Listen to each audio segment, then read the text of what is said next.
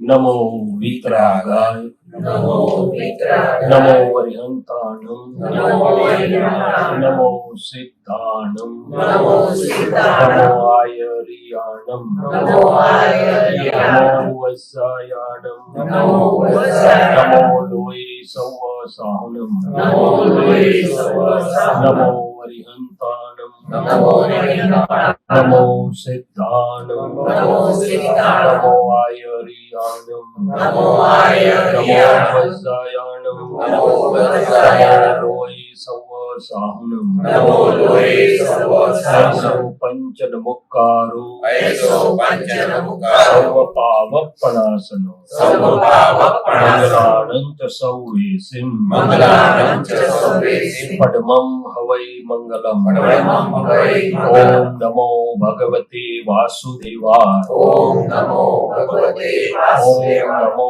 भगवते वासुदेवाय ॐ नमो भगवते ॐ वासुदेवाय नमः शिवाय ॐ नमः शिवाय ॐ नमः शिवाय ॐ नमः शिवाय जय सच्चिदानंद जय सच्चिदानंद जय सच्चिदानंद जय सच्चिदानंद अंदर जोड़े बोलिए अंधारा कोटि वर्षना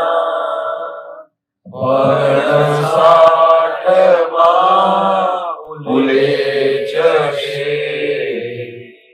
गंगो कीर्ण ज्ञान वेदना ज्योति स्वरूपे प्रकट श्री तेत्रिस कोटि देवी देवता शांति कागे आवजो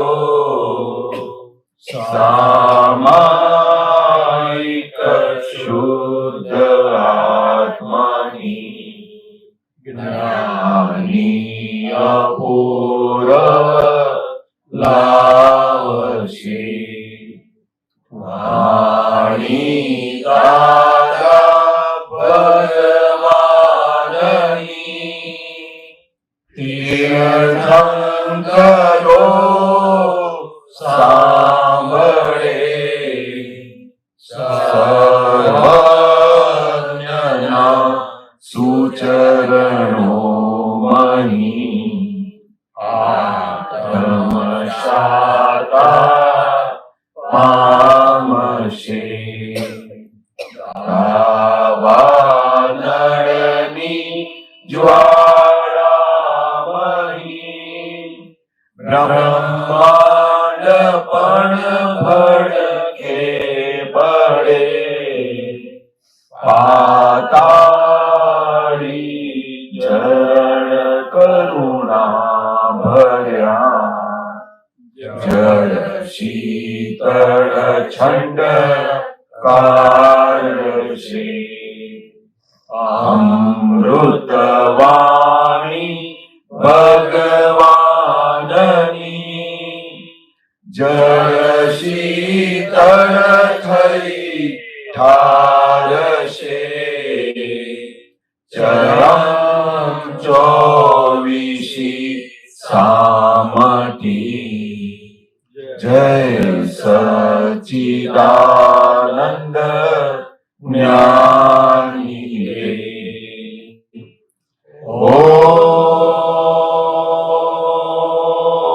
ओम ह्रीं दादा भगवन् सर्वज्ञ शरणं गच्छामि ॐ ह्रीं दादा भगवन् सर्व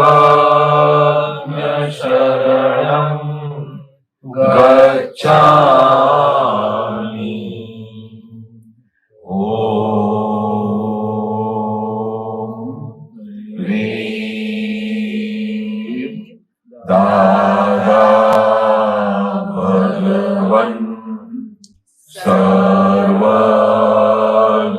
શરણમ ગચ્છામિ.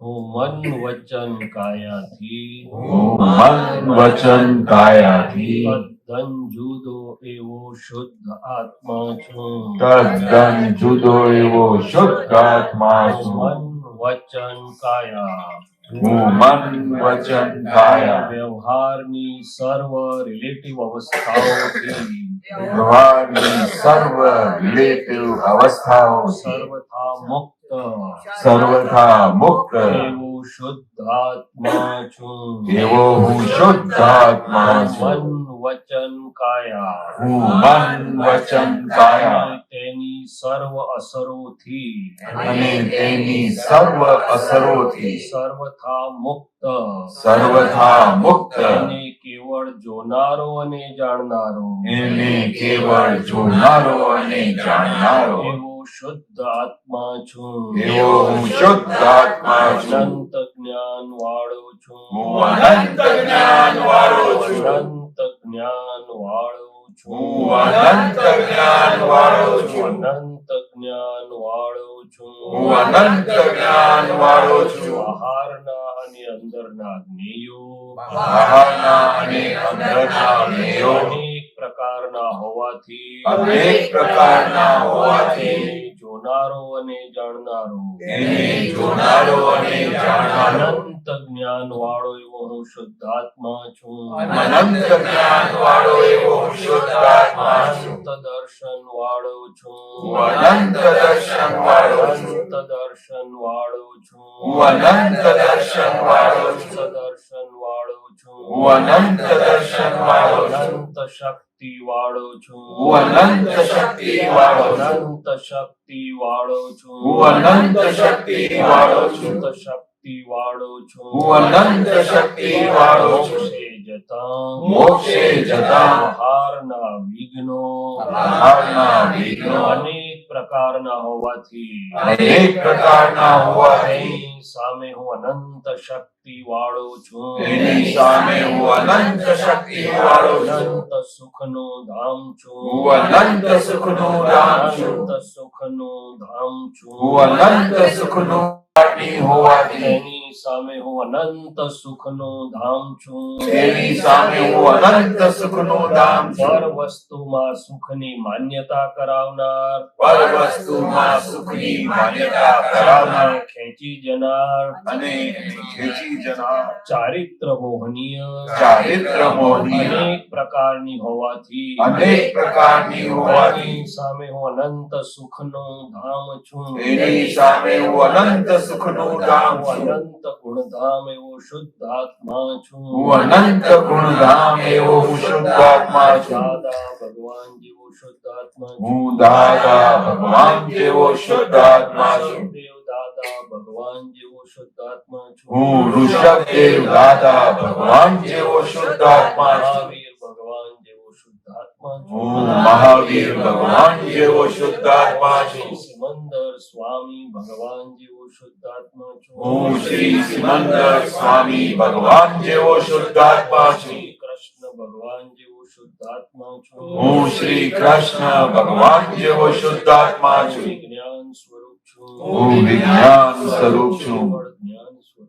હું કેવળ જ્ઞાન સ્વરૂપ છું. શ્રી સિમંદર સ્વામી પ્રભુ હે શ્રી સિમંદર સ્વામી પ્રભુ, અમારી સૌની ઉપર આપ અમારી સૌની ઉપર કૃપા આશીષો વરસાવજો. એવી કૃપા આશીષો વરસાવજો જેથી કરીને જેથી કરીને અમને આપનું અતૂટ અનુસંધાન રહે. અમને આપનું અતૂટ અનુસંધાન રહે. આપની પરસદાનું વાતાવરણ આપની પરસદાનું વાતાવરણ અમને અહીં અનુભવાય. અમને અહીં અનુભવાય. દાદા ભગવાન વિતરાગ પરમાત્મા હે દાદા ભગવાન વિતરાગ પરમાત્મા, અમને સૌને ઉપયોગપૂર્વક શુદ્ધ ઉપયોગપૂર્વક આપના અંતરાશય મુજબ આપના અંતરાશય મુજબ સત્સંગ સ્વાધ્યાય કરાવો. સત્સંગ સ્વાધ્યાય કરાવો. જય સચ્ચિદાનંદ. ભગવાનની સભામાં સ્વાધ્યાય એટલે ત્યાં તો ભગવાનની હાજરી હોય એટલે શુદ્ધ ઉપયોગ વાળું વાતાવરણ કુદરતી જ હોય, પરમાત્મા યોગ હોય આખો. આપણે મહેનત ના કરવી પડે, પણ અહીંયા આપણે જરા ગોઠવણી કરીએ એટલે હાજર થાય ભગવાન કે ભાઈ શુદ્ધ ઉપયોગનું આખું વાતાવરણ એ ભગવાનની સભામાં હોય છે, જ્ઞાનીની સભામાં એવું થોડુંક હાજર થઈ જાય, ઉત્કલ થોડુંક સમી જાય તો આપણે હવે જે કંઈ કરીએ આમ તો નિરંતરની સામાયિક ક્રમમાં પણ આ ગોઠવણી કરીએ એટલે એક્ઝેક્ટ શુદ્ધ ઉપયોગ વાળું થઈ ગયું આપણું. તો ચાલો મહાત્મા આપણી થોડીક યાત્રા આગળ જેમ જેમ બધા તારે પૂછાય છે કોણ યુ ઓલ્સો કેન આસ્ક એમ you can ask in English also, જે તને ઠીક લાગે ગુજરાતી ઇંગ્લિશ જેમાં youngsters have the privilege right બે ભાષામાં વાત કરાશે આપણે. એટલે સિમંદર સ્વામીની સભા હોય તો કે ભગવાન પોતે કેવળ જ્ઞાનમાં છે એટલે બધા જ જેટલા દીવડાઓ છે બધા કેવળ જ્ઞાની, મોટા ભાગના કેવળ જ્ઞાની અથવા એની નજીકના બધા રેડી ટુ કેવળ જ્ઞાન થવાની તૈયારીમાં. એટલે આખું ચૈતન્ય સ્વરૂપ સ્વભાવ વર્તતો હોય ત્યાં, પોતાનું જ્ઞાન દર્શન સુખ આનંદ ચૈતન્યના બધા ગુણો આપોઆપ અનુભવાય, બધા વાતાવરણ આખું બધાનું જેવું હોય અંદર બહાર. એટલે ત્યાં પૌદ્ગલિક પેલું કશું વિશેષતાઓ બી બહુ હોય નહીં કે આટલો ઊંચો હતો નીચો હતો રાજા હતો રંગ હતો, કશું બધું પૂતગલ આખું એક પૂતગલ એક સ્વભાવી અને ચેતન આખું વ્યક્ત. જ્ઞાનીઓની સભામાં પણ એવું હોય છે કે ભાઈ શુદ્ધાત્મા વાતાવરણ હોય આખું એટલે પછી પ્રકૃતિ ઉપસમેલી હોય છે, પ્રકૃતિનું કઈ વિશેષતાઓ હોતી નથી. નીકળે જ્ઞાનીની વાણી તે પ્રકૃતિની આપણી બાકીનું ડિસ્ચાર્જને ચોખ્ખું કરવા માટે નીકળતી હોય, પણ બાકી એ શુદ્ધાત્મા શુદ્ધ ઉપયોગ વાળી છે. એટલે આપણને પણ દાદા એવું કહ્યું કે તમને પરમાત્મા યોગ આપેલો છે, જેટલો જેટલો વાપરો એટલો તમારો. એમ જય સચ્ચિદાનંદ, જય સચ્ચિદાનંદ, શુદ્ધાત્મા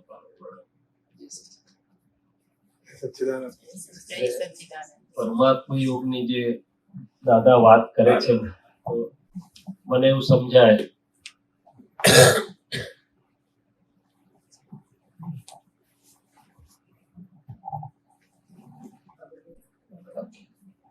એ બિચારું બરોબર હતું, આવ્યું એટલે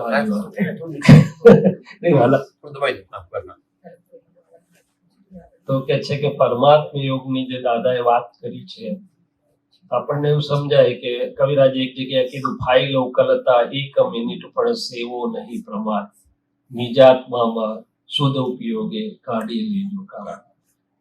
તો કે આ ફાઇલ એક જે સંજોગોમાં આવે છે એ તો જુદી વાત છે, પણ અંતસ્કરણને જ્યાં ઉપયોગ દેવો પડે છે એટલી જ ફાઇલને ફાઇલ કીધી. દાદા ભગવાન એવું કહેતા હતા કે ઓફિસમાં 8 કલાક બેઠા હોય ને તો 8 કલાક કઈ કામ નથી હોતું, અંતસ્કરણ ઓક્યુપાઈડ જ રહે. વચ્ચે સ્પેસ હોય છે, શું હોય છે અમારે 2 પેશન્ટ વચ્ચે જગ્યા હોય, બીજાને કામ ફાઇલ પૂરી થઈ ગઈ પછી વચ્ચે અવકાશ હોય છે કે જ્યાં ચિત્ત રિલેટિવ ચિત્ત રોકાવું પડતું નથી. અને અમુક ફાઇલમાં રિલેટિવ ચિત્તને ઉપયોગ દેવો પડે તો આજ્ઞા છે ફાઇલનો સંભાવથી નિકાલ કરજો. એકવાર એવું સમજાયું કે રિલેટિવ ચિત્તને જ્યાં ઉપયોગ એનો રોકાય છે એટલાને જ ફાઇલ કહેવાય છે, બાકી ફાઇલ કહેવાતું નથી. ભલે ને આસપાસમાં બધા હોય પણ મારું અંતસ્કરણ જો મુક્ત રહી શકે છે એમાંથી તો પછી શું કરવાનું? તો કે એ સમયને સ્વરમણતામાં નાખી દો કે છે આમ. એટલે કે પરમાત્મા યોગની જે વાત કરે છે કોઈ પણ પ્રકારે ગુણો બોલું, શુદ્ધાત્મા રહું અને જ્ઞાતા દ્રષ્ટા રહું, બીજું જે કંઈ પણ મને ફાવે કરું ટૂલ્સ બધા તમે મનમાં કંઈ પદ બોલો કે ગમે તે. એટલે દાદા ભગવાન અમને એકવાર કહેતા હતા કે નવરા પડો એટલે અમને શીખવાડેલું કે ભાઈ જે દ્વારકાની પોળમાં હોય દાદા ભગવાન એટલે અમે જઈએ વિધિ કરે. પછી ઘણી વાર દાદા એવું કહેતા કે અમે હવે તમારી વિધિ થઈ ગઈ અમે અમારું તો તમે બેસી જાઓ આંખ બંધ કરીને અને જેટલી ફાઇલો આવે એ બસ શુદ્ધાત્મા ભાવે ભણાવો.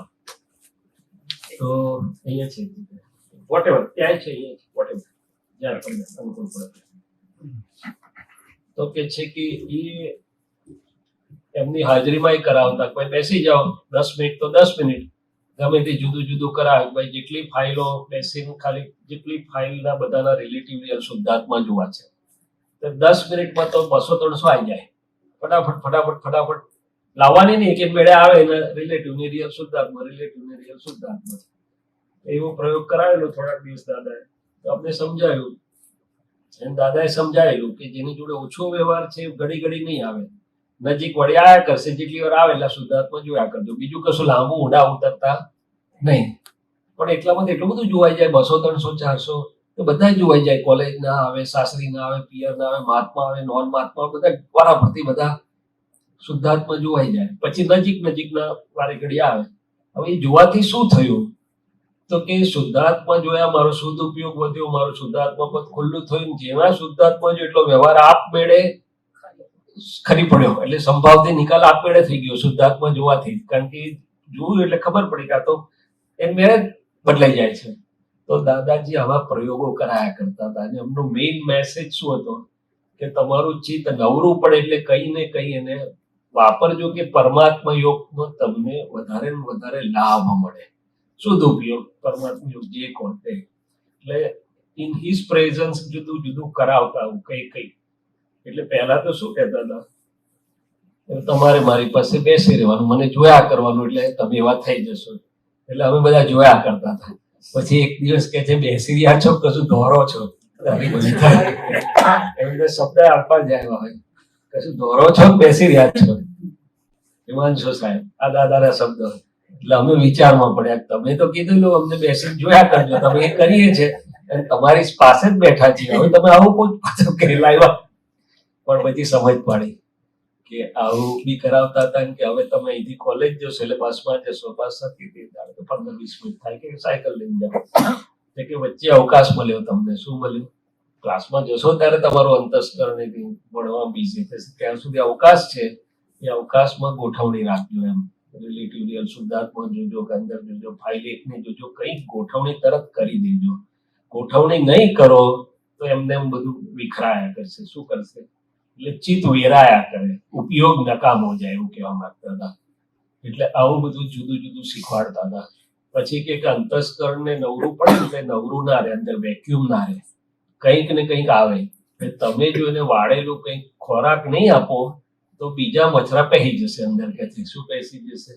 એટલે પછી ઈરાક ઈરાનની વોર જુએ કે કાં તો બીજો કોઈ ના જુએ નો વાંધો નહીં. સમાચાર તરીકે એક વાત છે કે નવરાશના સમયમાં અંદર બીજું કશું વેક્યુમ રહેતું નથી. એટલે યુટ્યુબ આવે, વોટ્સએપ આવે, મેસેજીસ આવે, થેન્ક યુ, કોંગ્રેચ્યુલેશન, બધું આવે. એનો વ્યવહારનો વાંધો નથી ઉઠાય. કેવા શું માંગે છે? ઉપયોગ તમારો નકામો જતો રહે છે. તમને પરમાત્મા યોગ આપ્યો, 1 કલાકમાં કે છે ક્યાંથી ક્યાં પહોંચી જવાય એવું વિજ્ઞાન આપ્યું તમને. આ બધું વેડફાઈ જાય. એટલે અમારે તો બહુ ધૂળ કાઢતા હતા. એકવાર એમ કીધું હશે એમને કે બધા ઉપર બેઠેલા દાદાજી જોડે તો બહુ સરસ, અમારે બીજું કઈ નહીં, પણ દાદાજી આમ આરામ કરવા પડે એટલે આપતા પુત્રો ગયા નીચે રામાયણ ચાલતી હતી, બેસી ગયા રામાયણ ઉપર આયા એટલે પાછી ધૂળ કાઢી. શું કરતા હતા દાદા? રામાયણ જોતા હતા. રામ અહીં બેઠા છે ને તમે પેલી રામાયણ જોવા. ઉપયોગ બગાડ્યાની વાત કરી. શું કરતો? હવે એમ કે એવો દોષ નતો કર્યો, પણ એમને શું હતું કે ભાઈ તમને આટલું બધું ઊંચી દશામાં લઈ ગયા પછી તમને એની કિંમત નહીં, તો ઉપયોગ મેળવી કાઢો છો, શું કરો છો? અને હજી આજની તારીખમાં આપણને અનુભવ થાય કે જો આપણે ચૈતન્ય સ્વભાવમાં શુદ્ધ ઉપયોગ ને પરમાત્મા ના રહે તો પૂતગલ તો તૈયાર જ છે. થોડો વખત પછી પૂતગલની અસરો ચાલુ થઈ જશે, એટલે બધું ડાઉન થઈ જાય. આપણું શું થઈ જાય? આનંદ ડાઉન થઈ જાય, મોઢા પરનું તેજી ડાઉન થઈ જાય, બધું પૂતગલ એટલે પ્રકૃતિમય થઈ જવાય. એટલે પછી એક હિસાબ જડ્યો કે બેમાંથી એક વસ્તુ હોય, કાં તો શુદ્ધ ઉપયોગ હોય કાં તો પ્રકૃતિનું અસરમાં જઈ શકે. આપણે કાં તો પ્રકૃતિની અસરમાં હોય કાં તો શુદ્ધ ઉપયોગ હોય, તો પ્રકૃતિ ઉપસમેલી હોય તો જ્ઞાનની અસરમાં હોય. એટલે અમે આપતા પુત્રોએ બી બહુ બધું ઓબ્ઝર્વ કર્યું કે અમે બી જો એકબીજા જોડે શુદ્ધ ઉપયોગ ગોઠવેલો ના હોય તો પછી પ્રકૃતિઓ બધો ભાગ ભજવ્યા વગર રહેતી નથી. એટલે આપણે કહે છે કે ડિસ્ચાર્જ, વાત ખોટી નથી, પણ ભગવાન એવું કહે છે કે તારા હાથમાં તારું અજવાળું વધારવાનું રહેલું છે. શુદ્ધ ઉપયોગ તારો છે, પરમાત્મા યોગ વધારી દઈશ તો આપોઆપ પેલું ઉપસમેલું રહેશે. શું રહેશે? એટલે પ્રકૃતિ બહુ હાવી નહીં થઈ જાય, એટલે કે ઉપસમેલી રહેશે, સ્પેશિયલી ભૂલવાળી પ્રકૃતિ. તો આવું દાદા ભગવાન અમને જુદે જુદે સમય કહેતા હતા. હવે આ ક્યાં સુધી છે કે આપણું અસ્પષ્ટ વેદન છે, એટલે આપણે હેન્ડલ માર્યા કરવા પડે, થોડું થોડું પુરુષાર્થ સંકોર્યા કરવો પડે. દાદા ભગવાનનું સ્પષ્ટ વેદન હતું, છતાં પણ દાદા ભગવાન એવું કહેતા હતા કે અમને ઉપયોગ ચૂકીએ પોસાતું નથી. અમને ક્ષણવાર પણ ઉપયોગ ચૂકાય તો એનું અમને પ્રતિક્રમણ હોય. આપણને અતિક્રમણના પ્રતિક્રમણ છે, એમને ઉપયોગ ચૂકાય તે ના પોસાય. પછી પાછા પોતે જ પોતાનો દાખલો આપતા હતા કે ગુરુ પૂર્ણિમા અને જન્મ જયંતિ ને એવા દિવસે અમે મૂળ દાદા ભગવાન જોડે અભેદ હોઈએ છીએ. શું કે છે? હવે અમે એટલે કોણ ને મૂળ દાદા ભગવાન કોણ?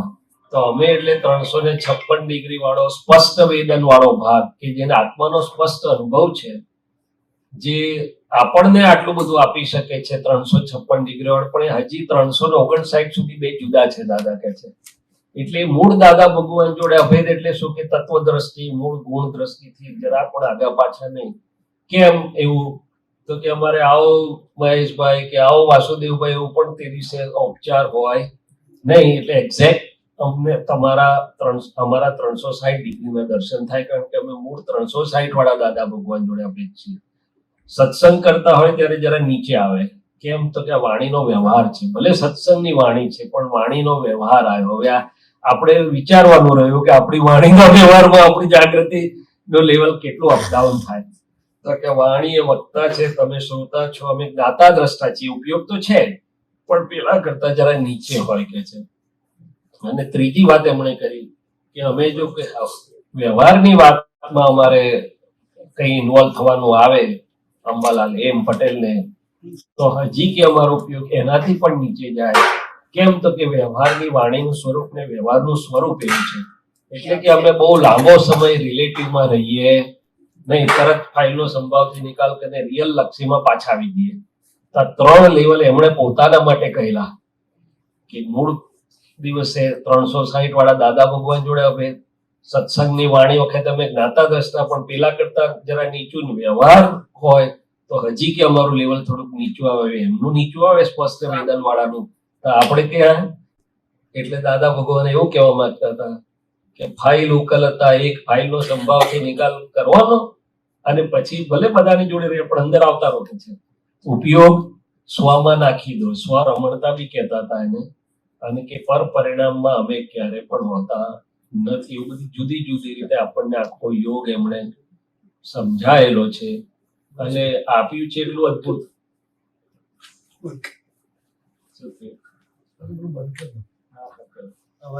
હા, જરૂર નથી.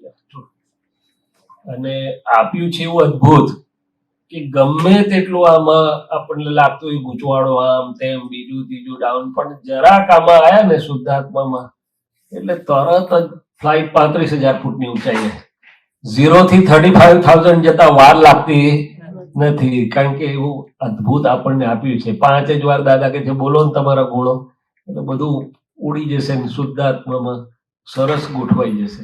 એટલે પરમાત્મા યોગ કહેતા હતા, પરમાત્મા યોગ આપ્યો છે, વાપરો એટલો તમારો. એમ હવે એ તો કે તમને આપ્યો, વાપરવાનું તો તમારા હાથમાં છે ને. પતંગની દોરી આપી, બધું આપ્યું, સેફટી કરી આલી, પતંગ એવી આપી કે ભાઈ કપાઈ નહીં, કશું પડે નહીં. પણ હવે તમે ખાલી પુરુષાર્થ કરો એમ કે છે. કારણ કે આપણે અસ્પષ્ટ વેદન છે, આપણું સહજ નથી.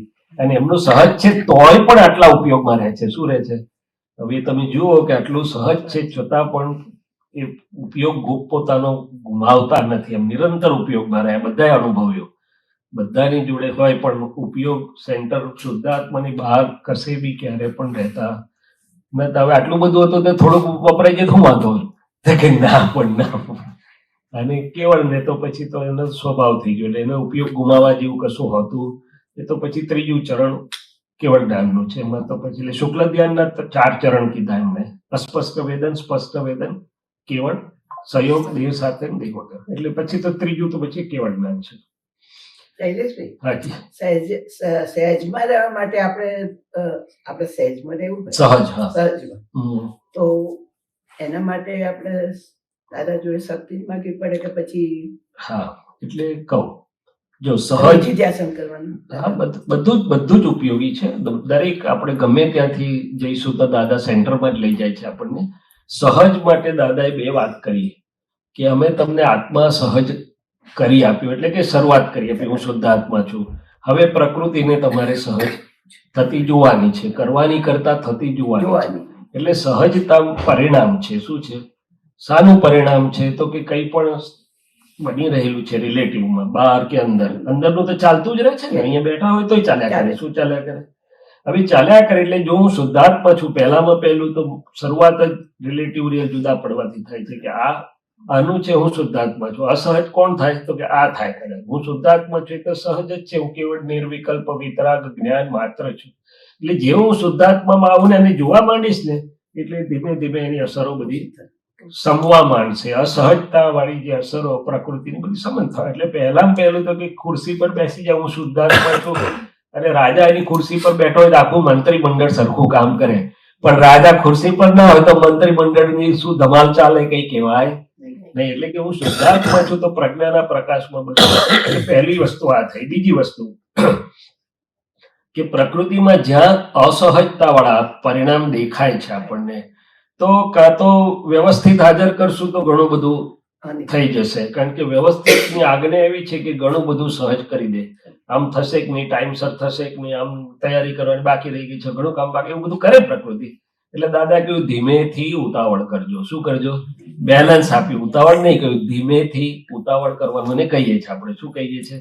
એટલે દાદાના વાક્યો બી એવા છે, પણ પહેલું છૂટો પડી ગયો અને વ્યવસ્થિત હાજર કરું છું કે ભાઈ વ્યવસ્થિતમાં બની રહ્યું છે, થઈ જશે એમ. તો એ હેલ્પ કરે છે. ત્રીજી વસ્તુ કે અસહજ ક્યાં થાય પ્રકૃતિ? તો કે જ્યાં એની ભૂલો ભાંગવાની બાકી છે એટલો ભાગ. ભૂલો જ્યાં ભાંગવાની બાકી છે, મારી કોઈક એવી બિલીફ હોય કે જે બનતી વસ્તુઓ જોડે ફિટ ના થતી હોય. શું થાય? હા, હવે ઘણા બધાને એવું હોય કે સત્સંગ ટાઈમે જ શરૂ થવું જોઈએ, ટાઈમે જ પૂરો થવો જોઈએ. હવે એની પ્રકૃતિમાં છે એટલે બિલીફ છે. તો મોડો ચાલુ થાય તો એને ઊંચું નીચું થાય, મોડો પૂરો થાય તો એ ઊંચું નીચું થાય કે હવે ક્યારે બંધ કરે તો સારું, ટાઈમ થઈ ગયો છે ને, પછી જમવાનું છે ને પછી કામ પતાવવાનું છે. તો કે એની પ્રકૃતિ હાલશે. શું થશે? એટલે હાલતી પ્રકૃતિને જોઈ એટલે દાદા અમને એકવાર એવું કહેતા હતા, નક્કી કરવું પણ નક્કીની પકડ રાખવી નહીં, પછી શું બને છે તે જોવું. એટલે એકવાર અમારે ગમત જેવો દાખલો થયો હતો. એમાં પંકજભાઈ કાપડિયા ને ત્યાં હતા. હવે આવું અમે 10 મિનિટ સામાયિક જેવું કરીએ, સવારે વિધિ કરીએ, પણ 10 મિનિટ ગોઠવણી કરીએ. એટલે તે દિવસે ગોઠવણી એવી કરી અમે કે આજે આખા દિવસ દરમિયાન જે બધું બને એમાં આપણે ઉપયોગપૂર્વક રિલેટિવ રિયલ વ્યવસ્થિત એવું જરાક હાજર રાખીને જોવું. પછી 10 મિનિટ પછી નીકળ્યા આમ બધા. હવે સત્સંગની જગ્યા 40-50 મિનિટ દૂર હતી, વચ્ચે 2-3 મહાત્માના ઘર આવતા હતા. એટલે કોઈ રિક્વેસ્ટ મૂકેલી કે અમારે ત્યાં આવશો? સારું, એટલે ગયા. એટલે બીજા મહાત્મા કે મારું આટલે જ દૂર છે, આવશો? એટલે અમારે તો દાદાની ભાષામાં હા, ત્યાં ગયા. 3 જગ્યા ગયા. એટલે સત્સંગમાં અમે લગભગ અડધો 1 કલાક મોડા પહોંચ્યા. શું થયું? જય સચ્ચિદાનંદ. સત્સંગમાં 20-25 મિનિટ મોડા પહોંચ્યા. તો પછી મહાત્માએ તો ઉધડી બી લીધી અમારી, તમે આટલા બધા અહીંયા રાહ જુએ છે અને તમે સત્સંગમાં મોડા આયા, આમ થયું તેમ થયું. અમે કહ્યું માફી માંગીએ છીએ ભાઈ. પણ પંકજભાઈ કાપડિયાએ શું કહ્યું કે મારી પ્રકૃતિ જો આજે ગોઠવણી ના કરી હોત ને તો ઊંચી નીચી થઈ ગઈ હોત કે છે, પણ આ ગોઠવણી કરી તો મને શુદ્ધ ઉપયોગ રહ્યો ને કશું વાંધો આવ્યો નહીં. એટલે આવું ત્રીજી વસ્તુ શું છે કે પ્રકૃતિની બિલીફો કઈ જગ્યાએ આપણને અસહજ કરે છે. બધી કઈ અસહજતા થતી નથી. અમુક જગ્યાઓ એવી છે કે જ્યાં આપણે અસહજ થઈએ છીએ, તે ભૂલવાળો ભાગ આપણે આ જ્ઞાનનો ઉપયોગ મૂકીએ એટલે બધો સમી જાય. શું થઈ જાય? હવે આ તો આપણી વાત કરી, કોકનું જોઈને પણ ઊંચું નીચું થાય પ્રકૃતિને કે આનું શું થશે, હમણાં ખાડામાં પડશે, આમ પડશે તેમ પડશે. તો ઉપયોગ મૂક્યો, જોયું, પહેલી પોતાની પ્રકૃતિની અસરો નોર્મલ થઈ જાય, સમી જાય તો તમારી વાત કોકને પહોંચશે. તમે જ હાલી ગયેલા છો તો કોકને કેવી રીતે સ્થિર કરશો? એટલે આ રિલેટિવ, આપણું રિલેટિવ જ્યાં સુધી સ્થિર ના થાય ત્યાં સુધી આપણે બીજાને કેટલા સ્થિર કરવાના છીએ. એટલે પેલા ડૂબતા માણસને બચાવવા જાય બેવ ડૂબે કે છે, એટલે બેવ ઇમોશનલ થાય એમ કહેવા માંગે. શું કહેવા માંગે છે? એટલે આ 3 વસ્તુ તમે પૂછો છો ત્યારે મને સમજાય છે કે પહેલું તો મારા શુદ્ધાત્મામાં આવી જઈને આને જુઓ તો એ તરત બધું નોર્મલ થવા માંડશે. બીજું વ્યવસ્થિત ને બધું હેલ્પ કરે. ને ત્રીજું જે પ્રકૃતિ મને જ્યાં અસહજ કરી રહી છે એ ગાંઠો બિલીફો કે જે હું જોઉં તો પછી એનો એ કરેક્ટ થાય એટલે સહજ થઈ જશે. સહજ એટલે ઉકલતા ભાગમાં એની ભૂમિકા નિભાવે છે, પ્રયત્ન બધું કરશે, પણ એને હાજર રહે કે ના બહુ ઇમોશનલ નહીં થઈ જાય એમ, કારણ કે બની રહ્યું છે ને જોશે. ગુડ. તો આવું આપણે આપણો પોતાનું જ એપ્લાય કરીએ ને તો દાદા હાજર જ છે. દાદા કે હું તો તૈયાર જ છું તમને મારી જગ્યા સુધી લઈ જવા માટે.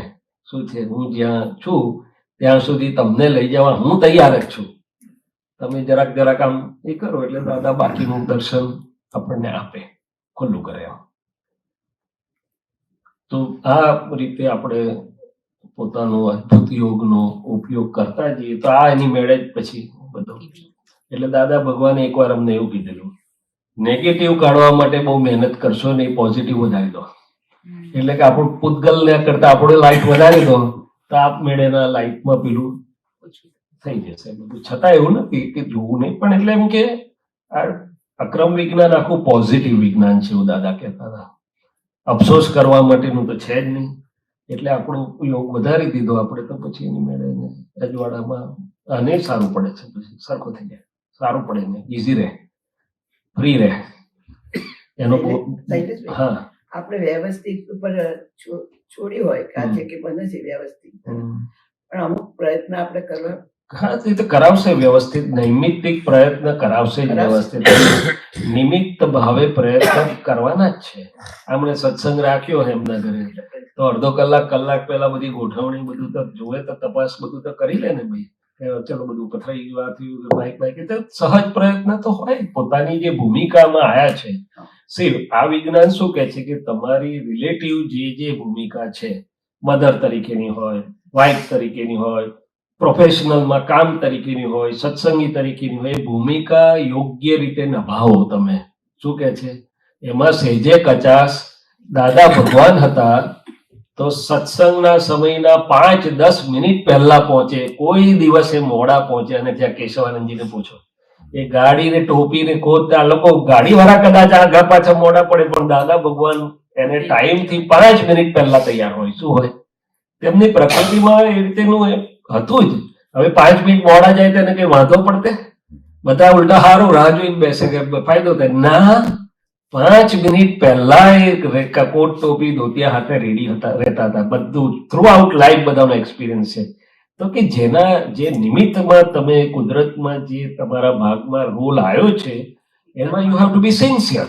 સિન્સિયરિટી ને મોરાલિટી ની વાત કરી દાદા, એ તો હોય જ ને. સહજ પ્રયત્ન તો હોવા જ જોઈએ. હવે ડોક્ટર તરીકે હું મારા હોસ્પિટલમાં એમ કહું વ્યવસ્થિતમાં છે, ગોઠવા છે, તો ચાલે નહીં. મારે બધું આગલા દિવસે ચેક કરવું પડે કે ભાઈ એવરીથિંગ ઇઝ ઇન ઓર્ડર, મારા મશીન ચાલે છે, થિયેટર બરોબર છે કે નહીં, પેલા સ્ટરીલાઇઝ કર્યું નહીં, સવારે જઈને બી જોવું પડે, પછી પેશન્ટને અંદર લેવાય બહારથી, નહીં તો લોચો પડી જાય. છતાં આટલી કાળજી છતાંય કોક વાર લોચો પડી જાય કે બધું ઓન કર્યું હોય પણ કોક વાર માઇક્રોસ્કોપ ઓન કરવાનું ભૂલી ગયા, તેનો ટાઈમ જ બદલવો પડે. એવું એકાદ વાર બન્યું. અને એકાદ વાર ફેકો મશીન ઓન ના થાય એટલે રૂટીન કર્યું, પેલા ચેક પોઈન્ટ લિસ્ટ કરે ને, આટલું ચેક પોઈન્ટ કર્યા પછી આગળ વધવાનું એમ. એટલે એ તો કરવું જ પડે કાળજીપૂર્વક. દાદાએ શું કીધું, હવે ઉલટાના તમે જ્ઞાની થયા એટલે તમારી જાગૃતિમાં તમને પરિણામ લક્ષી દ્રષ્ટિ હોય. શું હોય કે આ નહીં કરું તો એનું પરિણામ શું આવી શકે છે, જાગૃતિ દેખાડે છે અને અનુભવ બી દેખાડે ને. આ તો મારો જ અનુભવ શેર કર્યો કે 1-2 વાર આવું બધું ચેક કરવા છે, એક વાર તો માઇક્રોસ્કોપ પણ ઓન કરેલું અને પછી પેશન્ટને લીધું તો બંધ થઈ ગયું. તો પાછું કઈ કરી સરખું કરે એટલે વોટ હેપન્સ? તો કે એ અનુભવ અને જાગૃતિ તમને દેખાડશે અને કાળજી. પણ એ કેવું છે, અકર્તા ભાવે. હું શુદ્ધાત્મા છું ને પ્રકૃતિ ને પ્રજ્ઞા કહે છે કે do all your best with all care and caution. એ તો નિમિત્ત ભાવે કરવાનું છે, પણ એમાં કરવા પાડાને ભાર નથી. શું છે, એ સહજ છે. અને કદાચ જરા કે થતું હોય તો પ્રજ્ઞા એને કહે છે કે ભાઈ જરાક કાળજી રાખીને કરો ને, કોઈક ઇન્વોલ્વ છે એની અંદર. શું છે, પણ કરતાપણાનો ભાર નથી, એટલે ઇમોશનલ પણ નથી કે મારે કરવાનું છે, મારે આટલું કરવાનું. એવું પોતાનું ઇન્વોલ્વ ફાઇલ એક કરે છે, આપણે જોઈએ છે ફાઇલ એક ને જરૂર હોય ત્યાં પ્રજ્ઞા ગાઈડ કરે છે. શું કરે છે કે ભાઈ આ પ્રોપરલી કરો. એ તો જે રોલ આવ્યો એ સરખું કરવું જ પડે. દાદા ભગવાન એવું હસતા હતા કે નાટકમાં રોલ હરખો ના કરે તો પગાર ના આપે કે છે, તો કાપી લેવામાં આવે. શું કરવામાં આવે છે? એટલે નાટક એટલે પોલમ પોલ નથી, આ રિલેટિવ જે ટકતું નથી કાયમ માટે એને કીધું. પણ એકવાર મેં પૂછેલું દાદાને, આમાં બીજી વાત આવી, તમે પૂછ્યું ને. દાદા ભગવાન એવું કહેતા હતા કે રિલેટિવમાં સુપરફ્લુઅસ રહેજો વાસુદેવભાઈ સાહેબ. તો મેં દાદાને પૂછ્યું, હું તો પ્રેક્ટિસમાં જઉં છું તો દાદા મારે તો સિન્સિયરલી અંદર સુપરફ્લુઅસ તો કેવી રીતે રહું, તો અંદર હોઉં તો સરખું થાય ટ્રીટમેન્ટ પેશન્ટની. એમ આ જ ક્વેશ્ચન મેં પૂછેલો સત્સંગ એપાર્ટમેન્ટમાં બેઠા હતા. એટલે પછી દાદાએ મને સમજ પડી કે તું હોસ્પિટલમાં છે, એટલે દવાખાનામાંથી અહીંયા આવ્યો છે ત્યારે દવાખાનું તને ચોટેલું છે કે અહીંયા છું? તો ના, હવે ચોટેલું નથી, ત્યારે હતો ત્યારે ફૂલ્લી ઇન્વોલ્વ હતો, પૂરું થઈ ગયું એટલે હું શુદ્ધાત્મા અહીંયા છું. તો કે એનું નામ સુપરફ્લુઅસ. અવસ્થામાં તો તમારે જેટલું ફાઇલના સંભાવથી નિકાલનું જરૂર છે એટલું આજ્ઞા છે, તમારે અંદર સંભાવથી નિકાલ થાય નહીં, તો પૂરું થઈ ગયું એટલે તમે પાછા ફ્રી થઈ ગયા. એ અવસ્થામાં પછી તમે ચોટેલા નથી. આમ અને બીજો અનુભવ થયો, જો એ અવસ્થામાં સરખી રીતે તમારાથી નિકાલ નથી થયો તો એ ચોટેલી રહેશે. અહીંયા તમે અહીંયા આવશો ત્યારે ચોટેલું છે કે આ બરોબર થયું નથી, હવે એને રિપેર કરવું પડશે, એને કંઈ કરવું પડશે, ફલાણું કરવું પડશે, ઢીકણું કરવું પડશે, તો ઉલટાનું હું તો થાય ચોટેલું રહે. શું રહે? એટલે આ વિજ્ઞાન કેટલું અદ્ભુત છે, અને છતાં આપણને આપણામાં રાખે છે. શું કરે છે? એટલે ફાઇલ હોય ત્યારે તો સંભાવથી નિકાલે આજ્ઞા જ છે, પણ પહેલાય શુદ્ધાત્મામાં રહેવાય પછી તરત પાછું શુદ્ધાત્મામાં આવી જવાય છે. એટલે દાદાએ કહ્યું આનું નામ સુપરફ્લુઅસ. એટલે હું સમજી ગયો કે સુપરફ્લુઅસ, કારણ કે નહીં તો આપણને એમ થાય કે સુપરફ્લુઅસ ના બધા વ્યવહારમાં મારે સુપરફ્લુઅસ રહેવાનું છે, તારું હરખું કરું નહીં ત્યાં સુધી તો લોચો પડી જાય ને. એટલે આવું થયું તો મને એકવાર. એટલે પણ દાદા હતા એટલે અમે કઈ પૂછવાની અમને થોડીક પૂછી લઈએ એટલે દર્શન આખું ક્લિયર કરી દે દાદા શું કહેવા માંગે છે. નહીં તો આપણે આપણી ભાષામાં લઈ જઈએ ને, કારણ કે દાદાએ બે શબ્દ વાપરેલા, વ્યવહારમાં સુપરફ્લુઅસ રહેજો અને વ્યવહાર નિકાલી છે. હવે બંને શબ્દને ઓન સરફેસ લઈએ તો વ્યવહાર આખો ડી વેલ્યુ થઈ જાય છે. શું થઈ જાય છે? હા, હવે ડી વેલ્યુ કઈ અપેક્ષા છે? તો કે શુદ્ધાત્માની અપેક્ષા એની વેલ્યુ, પણ બાકી સિન્સિયરિટી માટે ડી વેલ્યુ નથી કહ્યું. તો દાદાએ કહ્યું સિન્સિયર અને મોરલ, પાછી એવું બે કહેતા ગયા એમ. તો આવું છે. એટલે પ્રયત્ન તો ટાઈમે તો જે પ્રકૃતિને જે સહજ પ્રયત્ન હોવા જ ઘટે કાળજીપૂર્વકના. તમારે ઘેર આવવાના મહાત્મા તો તમારે તો પ્રકૃતિ ચાલુ જ થઈ જાય ને સવારથી કે જમવાનું બનાવવાનું છે, આ છે. હા, એટલે થઈ જાય, પણ એમાં કરવા પડાનો ભાર નથી. પહેલા તો દાદાને સોંપી દો. હા, બસ એ બહુ સારું. હા, એ બહુ સારું. એટલે કરવા પડાનો ભાર ના રે. સગડું કરતા સ્વ નહીં કરતા. પ્રકૃતિ બધું કરે છે પણ હું કરતા નથી, અને પ્રકૃતિ જે કરે છે સિન્સિયરલી જ કરે, એ તો કરવાની છે, કરશે તો જ ઉકેલ આવશે. નહીં તો લાંબુ થાય, પાછળ ખેંચાય. તો એટલે આ જે આપણે શુદ્ધ ઉપયોગની વાત થઈ, એમાં પછી કાલે વિજ્ઞાનની વાત કરતા હતા આપણે. તો એ વિજ્ઞાન આપણને શુદ્ધ ઉપયોગમાં એટલે કે પરમાત્મા યોગમાં રહેવા માટે ખૂબ હેલ્પિંગ છે. કારણ કે ભેદ વિજ્ઞાન જે આખું આપણને મળ્યું છે એટલે તરત છૂટું પાડી આપે આપણને. પ્રકૃતિમાં કે મનમાં બધા પરિણામ ઊભા થશે, આખો દિવસ ઊભા થાય, પરિણામ ઊભા થાય ને અસરો ઊભી થવાની. હવે અસર કેમ થઈ એવું પૂછીએ તો પછીની વાત છે, એ જુદી. પણ અસર થઈ ત્યારે એ કોનો ધર્મ છે? હું તો જો શુદ્ધાત્મા ચૈતન્ય ઘન સ્વરૂપ છું, ટંકોત કિરણ છું. એટલે દાદા કે પૂછજો કે આ કોનું છે, એટલે કે કોનો ધર્મ છે, કોના ગુણધર્મોથી છે. તો કે અસર એ ગુરુ લઘુ સ્વભાવની છે, વધઘટ થનારી છે. જો હું આ ગુરુ લઘુ સ્વભાવનું છું તો મારો ભાગમાં આવતી નથી. ટૂંકમાં બધું જ જે કઈ પરિવર્તનશીલ છે, બદલાયા કરે છે.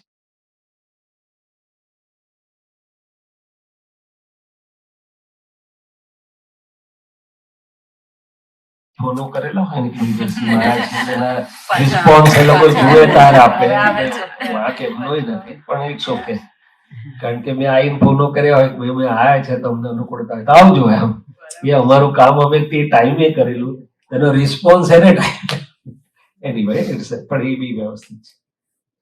તો શું વાત કરે? હા, એટલે વિજ્ઞાન તો કે ભેદ વિજ્ઞાન જે આપણને મળ્યું છે એ યથા યોગ્ય ક્યારે કેવી રીતે વાપરીએ તો આપણને આપણો પરમાત્મા યોગ એટલે કે ચૈતન્યનો અનુભવ સારો રહે. પેલું એનું એટલે દાદા ભગવાને એવું કહ્યું કે રિલેટિવમાં પરિણમે છે, એટલે કે પૂતગલમાં પરિણમે છે, ચેતનમાં પરિણમે છે. પણ આ તો સાંભળ્યું પછી એ મને એપ્લિકેશન અને અનુભવમાં આવે એટલું મારે ફાયદો થાય. તો કે આખો દિવસમાં જે કંઈ બની રહ્યું છે, એ કંઈ બહાર તો સેકન્ડરી છે, પણ પ્રાઇમરી અહીંયા આટલું જ છે. તો એમાં ઘણું બધું બનતું હોય છે. એટલે મને એકવાર એવું લાગ્યું કે દાદા ભગવાને 2-3 જ વાક્ય બોલ્યા હતો, હું શુદ્ધાત્મા છું, વિશુદ્ધાત્મા છું, તો હું વાંધો હતો. શરૂઆતમાં દાદા 2 જ વાક્ય બોલીને જ્ઞાન આપતા હતા, પણ આટલા બધા કેમ બોલ્યા? પછી મને સમજાયું કે ના, બધાએ જુદી જુદી જાતની મન વચન કાયની અવસ્થામાં એપ્લિકેબલ અને યુઝફુલ છે, તો હું મારા શુદ્ધાત્માનો અનુભવ કરી શકીશ. એટલે અસરો તો આપણને બધાને કંઈક નાની મોટી હોય, ખુશ થવા જેવી હોય, નાખુશ થવા જેવી બી હોય, બધું હોય છે. પણ તરત છૂટું પડે છે કે ભાઈ એ જુદું છે, હું એને જાણનારો એવો શુદ્ધાત્મા છું. પછી મારા જેવા કે થોડું ગોઠવણ કરીએ અમે અમારી રીતે કે ભાઈ વ્યવહારની સર્વ પ્રકારોની અસરોથી, તમામ રિલેટિવ અસરથી મુક્ત એને જોનારો અને જાણનારો એવો હું શુદ્ધાત્મા છું. એટલે મને એડિશનલ હેલ્પ મળી જાય. નહીં તો શું થાય, અસર થાય ત્યારે એકદમ યાદ ના આવે કે અસર કોને થાય છે, હું કોણ છું, અસરનો સ્વભાવ શું છે, હું શું છું. તો કે આવી રીતે ભેદ વિજ્ઞાન જે આપણને પ્રાપ્ત છે, હવે મન વચન કાયાના તમામ લેપાયમાન ભાવોમાં હું સર્વથા, તો લેપાયમાન કરે એવા જ છે, એ તો તરત જ લપેટશે આપણને એવું લાગશે કે મને થયું, મને અસર થઈ ગઈ, મને આમ થયું, મને તેમ, એનો સ્વભાવ જ છે કે છે. પણ જેવું મને હાજર થાય છે કે એ લેપાયમાન કરે તેવા ભાવો અને પરિણામોમાં હું નિર્લેપ એવો શુદ્ધાત્મા છું, તો પછી મારું પાછું છૂટું પડીને મને બોધર કરતું બંધ થઈ જાય, મારો આનંદ પાછો આવી જાય. તો કે આ રીતે જે ભેદ વિજ્ઞાનના જુદા જુદા વાક્યો આપણને પ્રાપ્ત છે, આપણા જીવન દરમિયાન day in day out, from morning to evening આપણે માટે કામ લાગે એવા છે બધા. શું છે, હવે જરાક ઉંમર થાય, સિનિયર સિટીઝન થાય એટલે જરા ડાઉન તો થાય ને એનર્જી લેવલ, એટલે તરત ખ્યાલ આવે કે ભાઈ એ ગુરુ લઘુ છે, હું અગુરુ લઘુ સ્વભાવવાળો, હું અક્ષય અને અવ્યય એવો શુદ્ધાત્મા છું. મન વચન કાયાનો ક્ષય થનાર છે, વ્યય થનાર છે, આ સંસારની સર્વ સંપત્તિનો વ્યય થનાર છે, હું અક્ષય અને અવ્યય એવો શુદ્ધાત્મા છું. તો પછી આપણે પાછા હું તો અનંત શક્તિ વાળો છું, જે વાપરો તે પણ પાછું આવી જાય. અને બાધા પીડાનું તો બહુ મજાનું છે કે મન વચન ક્યારેક મન બાધા કરે, હેરાન કરે, ક્યાંક વાણી કરે, મુખી દેહ કરે, તો કે એનો સ્વભાવ બાધા પીડા વાળો છે. હું ક્યારે પણ બાધા પીડાને ન ભોગવે દઉં એવો અવ્યાબાદ સ્વરૂપ વાળો શુદ્ધાત્મા છું. એટલે એકવાર મને સમજાયું કે આ દરેક વાક્યની વૈજ્ઞાનિકતા છે દાદાને આપેલી, કે જે ભેદ વિજ્ઞાન બેના ગુણધર્મોને છૂટા પાડીને આપણને આની કોઈ પણ પરિસ્થિતિ હોય તો આપણને સ્વમાં રાખી શકે અને એ એની મેળે પરિણમતું નિર્જરતું જાય. એટલે નિર્જરા તો વ્યવસ્થિત કરાઈ રહ્યું છે, ડિસ્ચાર્જ નિકાલ, પણ એ નિકાલ થતા થતા પરમાનંદ સાથે નિકાલ થાય, આપણને આપણા શુદ્ધાત્મા પદમાં રહીને નિકાલ થાય. હવે ટંકોત કિરણવત તો કેવડો મોટો શબ્દ આપ્યો છે કે ભેગું કરવું હોય તો પણ થાય નહીં. પણ આપણા બધાને તો એવું લાગે છે કે અમારું તો ઘણું બધું ભેગું થઈ જાય છે, દાદા છૂટું રહેતું નથી. તો દાદા કે છે માખણ છૂટું પાડ્યા પછી ભેગું થાય નહીં, પણ તમારે અનુભવમાં લેવાની જરૂર છે. શું છે, એટલે પ્રયોગ તો આખો આપ્યો છે, હવે પ્રયોગને તમે ગેળ બેસાડીને અનુભવમાં લો કે આ મન વચન કાયાની કોઈ પણ પ્રકારની કોઈ પણ અવસ્થાઓમાં, એના કોઈ પણ પરિણામોમાં ક્યારે પણ ભળી ના શકું એવો ટંકોત કિરણવત સ્વભાવ વાળો શુદ્ધાત્મા છું. તો આટલો હાજર કરશો તો પછી સાહેબ પછી તમારું પરમાનંદનો આનંદ માણ્યા કરો. એટલે આવું સમજાય છે કશું કે ફ્રોમ ડિફરન્ટ એંગલ્સ આપણને ઘણું બધું અદભુત આપેલું છે દાદાએ. અને આનું એક્સટર્નલ રિઝલ્ટ શું છે, તો કે આપણને જે જોઈએ છે ફાઇલનો સંભાવથી નિકાલ, મૈત્રી, શુદ્ધ પ્રેમ, એ બધું બાય પ્રોડક્ટ છે. શું છે, રિઝલ્ટ છે.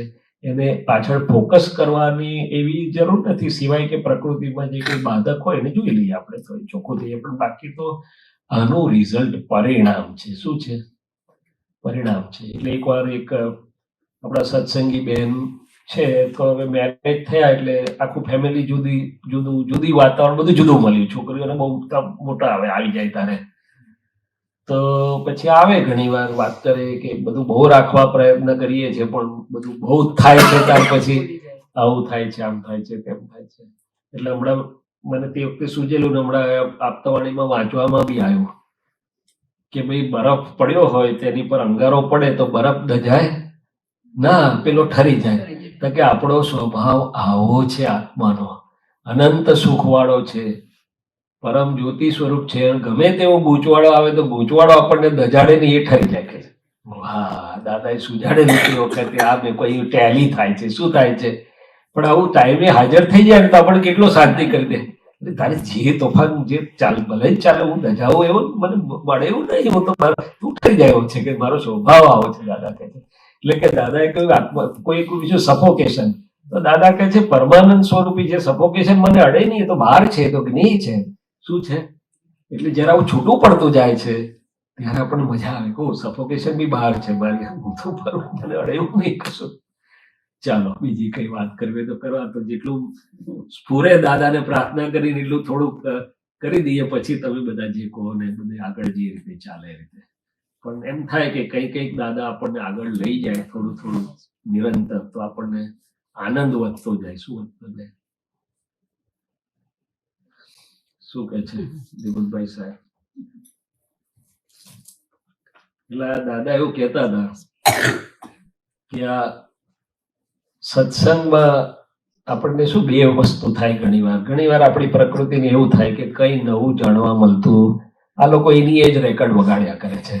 અને ખોટું નથી એમાં, હું તો કહું ખુલ્લે આમ ચર્ચા કરો તો એ મહાત્મા નિખાલસ ભાવે નિખાલસતાની વાત કરાય. પણ જોડે જોડે દાદા એવું કહ્યું કે મારા બે મહાત્મા ભેગા થશે તો ચા પીતા હશે તો પણ હું હાજર થઈશ. તો આ બેને કેમનું કોરિલેટ કરવું? તો કે શુદ્ધ ઉપયોગનું વાતાવરણ દાદાની હાજરી થાય છે, અને એમાંય જો પ્રાર્થના કરીએ તો થાય છે. એટલે બુદ્ધિબેનને કહી દેવાનું કે ભાઈ ભલે સાંભળવા મળ્યું, નવું જાણવાનું મળ્યું, નથી મળ્યું, પણ દાદાની હાજરી વર્તાય છે તો કે મારે જવાનું. એટલે અને દાદા એકવાર એવું કહેલું, અમારે અમે ભાઈ આ બધા જ તબક્કામાંથી પસાર થયેલા છે. શું છે? એટલે ઘણી વાર એમ થાય કે આજે કઈ સાંભળવા મળ્યું નહીં, તો દાદા કે તારે તારો શુદ્ધ ઉપયોગ ગોઠવીને બેસવાનું હતું, કમાણી તારે તારી નક્કી કરવાની હતી, તેમાં શું થયું તેમાં કઈ પડ્યો હતું કે છે. તે એકવાર ચંદ્રકાંતભાઈ જેમના નિમિત્તે જ્ઞાનના દરવાજા ખોલેલા ને, તો ચંદ્રકાંતભાઈ એમના પત્ર નિશ્ચયના પત્રમાં લખેલી બી છે વાત કે ઘણા લોકો આવે અને એમની બધી વાતો ને એવું હોય તો આપણને એમ લાગે કે દાદાનો સમય બગાડે છે. શું થાય કે આવું બધું આવડા મોટા જ્ઞાની પુરુષનું કેમ આવું સમય બગાડતા હશે? પણ ચંદ્રકાંતભાઈ કે છે પછી અમને સમજણ પડી કે દાદા કેવા શુદ્ધ ઉપયોગમાં રહીને એમ પટેલોનો સંભાવ તે ચર્યા જુઓ કે છે. શું જુઓ? તે ચર્યા જોવી એ જ મુખ્ય કમાણી છે કે છે. તો કહેવાનું તાત્પર્ય એ છે કે આપણા મનને બુદ્ધિને ઘણી વાર એવું થાય, પણ આપણે કહેવાનું કે દાદા તમે હાજર રહો મારી જોડે, તો દાદાની હાજરી મારો શુદ્ધ ઉપયોગ શુદ્ધાત્મા પર જ્યાં પાછું રીસ્ટેબિલાઇઝ થતું એ બધો સત્સંગ છે મારા માટે. શું છે? એટલે દાદા ભગવાન પોતે આવી રીતે રહેતા હતા. ઘણીવાર ડોક્ટરો ના પાડતા હતા, એમને બહુ બીમાર રહેતા હતા કે ભાઈ તમે બોલ ના કરશો, તમે સત્સંગીઓને ભેગા ના કરશો, થોડો આરામ કરો. દાદા કે અમને ખબર ના પડે, સત્સંગ અમારો ખોરાક છે. હવે એ શું કહેવા માંગે છે? તો કે આ વાતાવરણ એવું છે કે અમે પોતે જો સત્સંગમાં ના રહીએ તો બીજા મચ્છરા આડી ઉડું ઉપયોગ ડાઉન કે અસર કર્યા વગર રહે નહીં. એટલે આ સત્સંગનું મહાત્મ્ય આવી રીતે છે એમ. પણ મેં ના કહ્યું શુદ્ધ ઉપયોગ ના હોય, શુદ્ધાત્માનું અને દાદાની હાજરી તો પ્રકૃતિ પછી કંઈક નાટક કર્યા વગર રહેતી નથી. એટલે પ્રકૃતિની બધી ઓબ્ઝર્વેશનો ચાલુ થાય, ક્રિટિસિઝમ, કોમેન્ટો, ને એ ના કરે તો પોતાના માટેના કંઈક જુદા ડિસિઝન પણ લે છે કે હવે હું ઘેરે બેઠા કરીશ તે સારું છે, મને દાદા તો મળ્યા જ છે ને, એવું પણ કે છેલ્લે. શું કે આ જૈન બધા જોડે લબડા લેવા કે છે, કોઈનું દેખાય ના કરતો હું ઘેરે સારો છું. પણ દાદા ભગવાનનો સિદ્ધાંત આવો હતો. શું હતો? અને બીજું દાદાનો સિદ્ધાંત એવો હતો, મને જ કહ્યું વાસુદેવભાઈ એમને શરૂઆતમાં, મને કે એક જણ હોય તો એક ગુણ પોતાના પુરુષાર્થનો ફાયદો થાય, બે ભેગા થશે અને કરશે તો બેને 2 ગણો, 4 હોય તો દરેકને 4x. ગુરુ પૂર્ણિમા ને જન્મ જયંતિ જેવા મોટા પ્રસંગે જેટલું વધુ હોય તો એટલા ગુણો બધાને ફાયદો થાય. એટલે આ વાક્ય દાદાએ વાપરેલું. મહાવીર ભગવાન પણ સંઘ ભેગો કરતા હતા અને અમે પણ સંઘ ભેગો કરીએ છીએ, કારણ કે સંઘબળથી બધાને એટલા ગુણાકારમાં ફાયદો થાય છે. એટલે મને એવું કીધેલું કે તું નાના પ્રસંગ ચૂકી જાય તો વાંધો નહીં, પણ તું અંદર નક્કી રાખજે કે આવા મોટા પ્રસંગે ચૂકવું નથી, તને આખા વર્ષની કમાણી સામટી થઈ જશે એવું દાદાએ મને સમજાયું હતું તે વખતે. એટલે આ ડિરેક્ટ વાતો થયેલી જે સાયન્સની એ વાત કરું છું તમને. સો એટલે કવિરાજે લખીને જુઓ સત્સંગનું મહાત્મ સમજાય છે. એટલે ફ્રોમ ધીસ પર્સપેક્ટિવ. ચાલો, જય સચ્ચિદાનંદ. એ બદલાનું કઈ અનુભવમાં આવે પણ છે. હા, આજે ગુરુ પૂર્ણિમા જઈએ છીએ તો આખું ઘર બધું વ્યવહાર બધું જ ભૂલી જાય છે. કશું એમ એ 4-5 દિવસ જે હોય એ કશું જ એમ કે થતું નથી. જેવા પ્રેમમાં બેઠા એ થોડું ઘરમાં જઈને પછી પેલું કરવાનું. સાંભળો, એ દેખાડે છે એનો કોઈ વાંધો નથી. એની પાછળની ગૂંચવાડો નીકળી જાય છે, કશાય ભાવ, ક્લેશ ભાવ, રસો બધા નીકળી જાય. કામ તો રહેવાનું જ છે ને, કામ તો ભગવાનને હતું, દેશના આપતા હતા. દાદા ભગવાને કેટલું બધું કામ કર્યું, પણ એમાં પાછળ એમને તો મુક્ત જ્ઞાતા દ્રષ્ટા પરમાનંદી પ્રકૃતિનું કામ કર્યા જ કરશે. એ દેખાડેનો કોઈ વાંધો નથી, પણ ઘણા બધા પડો ઉડી જાય એટલે આપણે પૂર્ણિમા તરફ સહજ ભાવે આગળ વધાય છે. એમ કે છે, શું કહે છે, આપણે ગ્રાફ જોઈએ ને તો ઘણો બધા અંદરનું ચોખ્ખું થઈ જાય તો આપણી પૂર્ણિમા તરફ આપણે સહેજ ભાવે આગળ વધાય છે. રાઈટ? એટલે સાંભળવાનું જાણવાનું તો નવું મળે કે ના પણ મળે, છતાં પણ આપણને શુદ્ધાત્માના ઉઘાડનો ફાયદો બહુ જ થાય છે, એમ કહેવા માંગે દાદા. અને જો દાદા ભગવાન પોતે જ સત્સંગમાં રહેતા હોય તો પછી આપણે તો જોઈ લેવાનું.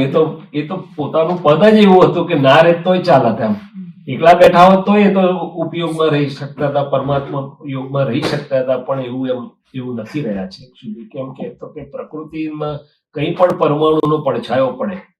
અને એનો બીજો દાખલો ત્યારે જોવા મળતો હતો કે કઈ બીમાર હોય, આમ હોય, તેમ હોય, તો ખાસ ઉપયોગમાં રહેવા એવા પદો કે આ કે તે એક મહાત્માઓને કહેતા હતા કે ચાલુ કરી દો કે જેથી કરીને પ્રકૃતિના બીજા પરિણામો પોતાને શુદ્ધાત ઉપયોગમાંથી એ ખસવું એવી પ્રકૃતિની જગ્યાએ છે, આપણે એની જગ્યાએ છે, પણ તો બી અમુક સંજોગમાં ઉપયોગ સારો રહે એટલા માટે વિશેષ ગોઠવણી કરતા હતા. શું કરતા હતા? એટલે આ બધા એમની વૈજ્ઞાનિકતા. જ્યાં સુધી કેવળ ખુલ્લું નથી થયું ત્યાં સુધી જરૂરી છે. કેવળ ખુલ્લું થઈ ગયા પછી જરૂર નથી, પછી તો સ્વભાવ જ થઈ ગયો પછી જરૂરી. પણ જ્યાં સુધી આ પ્રકૃતિના પરિણામો આવે વાદળા સ્વરૂપે ત્યાં સુધી આ બધું પુરુષાર્થ યોગ જરૂરી છે. શૈલેષભાઈ, હાજી. મારો અનુભવ છે, તમે બોલ્યા ને, મારા 2 પગે કરાયું ને રિપ્લેસમેન્ટ, તો હું છોકરાને ઘેર હતી, ટેબ્લેટમાં આખો સુઈ જ રહેવાનું, એટલે બસ એ પદો જ સાંભળ્યા કરું છું. પછી એ મારા રૂમમાં આવ્યો મારો છોકરો મને કીધું તું આખો દાડ આ સાંભળે. મેં કહ્યું મને કશો વાંધો નથી આવતો.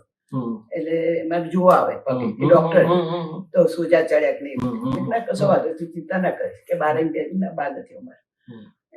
એટલે મને પોતાનો અનુભવ કે ખબર જ નથી પડતી કે આ શું. કારણ કે ચિત્તનો ઉપયોગ તમે ઉચ્ચ પેલા શુદ્ધ ઉપયોગમાં નાખી દીધો, આ તો એની મેળે વ્યવસ્થિતમાં રિપેર થઈ જશે. ને આપણે નિર્વેદક સ્વભાવ વાળા આપણો ઉપયોગ ઉલટાનો સારો ઉપયોગ કર્યો. એટલે આવા અનુભવ અમને બી છે. એક મહાત્માએ લિટરલી કહ્યું 5 દિવસના હોસ્પિટલાઇઝેશન પછી કે અહીંયા રહ્યું એટલું સારું તો ઘરે નથી રહેતું. કેમ? તો કે અહીંયા બીજું કશું હતું જ નહીં, શુદ્ધ ઉપયોગ ને વાર્તી ને પદો ને વાતાવરણ ને સત્સંગ છે, કશું નતું. ને ઘરે તો આ કે બધે વિખરાયેલો હોય ઉપયોગ, શું હોય. પણ અહીંયા તો કે બહુ સારું રહ્યું કે છે. એટલે બધા બહુ મહાત્મા એવું કહ્યું છે કે ભાઈ હોસ્પિટલમાં જેટલું છૂટું ને સારું ને એક્ઝેક્ટ રહે છે એટલું ઘરે રહેતું. એટલે કે આપણે હોસ્પિટલમાં જવું નથી. એક વિજ્ઞાન સમજવાની વાત છે કે આ વિજ્ઞાન આવું અદ્ભુત છે. એમ શું છે, તે વખતે તમને એક્ઝેક્ટ રાખે શુદ્ધાત્મામાં, છૂટા પડવા દે. હમણાં ડંકનમાં એક મહાત્માએ કહ્યું કે ફ્લાઇટમાં જતા હતા, 3 કલાકની હશે ફ્લાઇટ, 1.5 કલાક પછી કઈ ખબર નહીં એમને લાગ્યું કઈ પ્રોબ્લેમ જેવું છે તો કે વિલ હેવ ટુ રિટર્ન અને please pray for safe landing. એમ એટલે બધા બાજુવાળા અને આજુબાજુ બધા ઊંચા નીચા ચાલુ થઈ ગયા કે છે. તો આ કે છે મને તો પછી બસ દાદાએ શુદ્ધાત્મામાં બેસાડી દીધી કે છે, શું હું શુદ્ધાત્મા છું. કોઈને યાદ નથી કરવા કરે તો કે કઈ નહીં, બધું વ્યવસ્થિત, હું શુદ્ધાત્મા છું. કે એક્ઝેક્ટ શુદ્ધાત્મામાં જ બેસાડી, લેન્ડ થયું ત્યાં સુધી ફર્સ્ટ ક્લાસ શુદ્ધાત્મામાં રહ્યું કે છે. એટલે ક્રાઇસિસમાં તો બેસી જ જાય પોતાની જગ્યામાં, બહાર નીકળે નહીં. બહાર આગ લાગી કોણ બહાર નીકળે? એટલે શુદ્ધાત્મા જ થઈ જાય છે. એ દાદાની બલિહારી છે. બીજા એક ભાઈએ અમારી જોડે એક્સપિરિયન્સ શેર કરતો, વડોદરાના મહાત્મા છે. એ ફ્લાઇટમાં જતા હશે ને વિંગમાં કઈ ફાયર જેવું દેખાયું એમ, એટલે બધા જ પ્લેનમાં ઊંચા નીચા. તો આ કે છે મને તો શુદ્ધાત્મામાં બેસી જવાય, એનું પ્રતિક્રમણ બધા થવા લાગ્યા કે હવે જો જવાનું જ હોય તો જેટલા છેલ્લાના રિલેટિવ ના, એ સાચી વાત છે. છેલ્લે કે બધું હિસાબ ચોખ્ખો પેલું શુદ્ધાત્મા થઈ નીકળી જાય. અને એવું અમને પેલા વચ્ચે બી એક અનુભવ થયેલો. એક મહાત્માને 4th સ્ટેજનું લંગ કેન્સર ઘણા વખત તે જાણતા જ હતા પણ હસતા નસતા. પછી કે આ તો આને છે ખબર છે બધું ચાલે છે, પણ હવે તમે આયા છો ને તો 25 માણસનું અમને એક્સટેન્ડેડ ફેમિલી, 3 દીકરા, છોકરાઓ બાદ કે અમને સામૂહિક પ્રતિક્રમણ કરાવી દો તમે કે છે. એટલે પછી મારું બાકીનું કામ હવે પછી જ્યારે લઈ જવું એ વ્યવસ્થિત કામ બાકી રહે નહીં. તો લિટરલી અમે બધાએ સામ સરસ પ્રતિક્રમણ કર્યા અને મહાત્માઓ આવી રીતે છે ready to go, baggage ready છે, એટલે શુદ્ધાત્મા રેડી, બધું ચોખ્ખું કરીને રેડી. આને તો બીજું ઘર આપશે આપણે. એટલે કેટલું અદભુત વિજ્ઞાન છે. નહીં તો બીજાને તો કેટલું 4th સ્ટેજ નું હોય ત્યારથી જ બિચારો અદભુત થઈ ગયેલો હોય કે કઈ નહીં, આ તો લઈ જાય છે, લાવે છે, ચાલે છે. હું તો બરાબર રહું છું સરસ. અને આ પ્રતિક્રમણ એમણે લિટરલી અમારી હાજરીમાં કરાયા. એ ટંકરમાં જ બન્યું હતું તે વખત થયો વાતને. પણ મહાત્માઓ આવા છે એટલે આવું હાજર થઈ જાય છે. આમ આવા છે મીન્સ નોર્મલ સંજોગોમાં ભલે થોડું આગુ પાછું લાગતું હશે, પણ મોટા સંજોગમાં તો એક્ઝેક્ટ પ્લેસમાં દાદા લઈ આવીને ત્યાં જ મૂકી દે છે. હવે તો છેલ્લી ઈચ્છા એક જ ઈચ્છા, પછી એક જ ઈચ્છા છે તો પછી આ ખોડી છોડવું જ પડશે ને, આ કપડા કાઢવા જ પડશે ને. અને કાઢવા ન કાઢવા આપણે તો એમાંય નથી. વ્યવસ્થિત ને કે તારે જયારે જે કરવું કરજે, હું મારી જગ્યા, હું તો અવિનાશી, હું શુદ્ધાત્મા છું. તારે એને રાખવું હોય તો રાખજે, નહીં રાખે તો બીજું ઘરે એને આપ્યા વગર, રિઝર્વેશન વગર લઈ ના જાય. આપણને તો હારામાં સારું રિઝર્વેશન હશે તાર લઈ જશે, આમાંથી બીજે લઈ જશે તો બી. એટલે મહાત્માને એવું છે જ નહીં. બહુ સરસ તૈયાર થઈ ગયો. હા, આરામ નહીં, ઉપયોગ સરસ રહે છે. પોઈન્ટ ઇઝ કે એની સ્થિતિ બહુ સારી રહે છે બધાને. અને મેં બહુ બધી જગ્યાએ બધે જોયું. ડોક્ટર તો મને તો બહુ જોવા મળે આ બધું. એટલે બહુ સરસ રહ્યા બધા મહાત્માઓને તો. દુઃખમાં દાદા વધારે આવે છે. હું એ જ કહું છું કે બધા યાદ. પણ હવે આપણે પુરુષાર્થ એવો કરવો છે કે દાદા અનુકૂળતામાં પણ તમે હાજર રહો. અનુકૂળતાને દાદાએ મોટો પરિસર કહ્યો છે. શું કહ્યું છે? અસાતા વેદનીઓ તો રહેશે, પણ સાતાને મોટો પરિસર કહ્યો છે. કેમ? તો કે સાતામાં તમને જરાક અંદર જતા રહેવાશે. શું કરશો? પણ કઈ વાંધો નહીં, એટલી છૂટ આપી છે દાદાએ, વાંધો નહીં ઉઠાવ્યો, કઈ વાંધો નહીં. પછી ઉલટું દાદાએ ઊંધું કર્યું કે વૃત્તિઓને સંતોષી લેવા દો. જે વૃત્તિઓ બીજું ક્લેમ નથી માનતી એને પતાવો કે વાંધો નહીં. એટલે કે મહાત્માને જમાડજો કે ધરાઈ જાય કે હવે બધું આવી ગયું. જય સચ્ચિદાનંદ. તો છે કઈ બીજું નહીં તો કેશવાનંદજીને આપીએ. હા, બોલો બોલો બોલો. ક્વેશ્ચન છે હા, શ્યોર.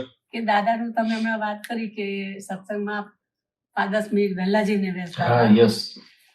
તો શું એમને એવા કોઈ અંતરાયો હતા નહીં જીવનમાં? ના, જો સાંભળો, દાદા ભગવાન શું કે છે કે આપણે વ્યવસ્થિતમાં નાખવાનું. આપણું મોટા ભાગે વ્યવસ્થિત એ પ્રમાણે આપણને ગોઠવી આપે. આપણી જ ભૂલ હોય કે જઉં છું 2-5 મિનિટ વહેલું મોડું જવાશે તો શું વાંધો, તો વ્યવસ્થિત એવું આવશે.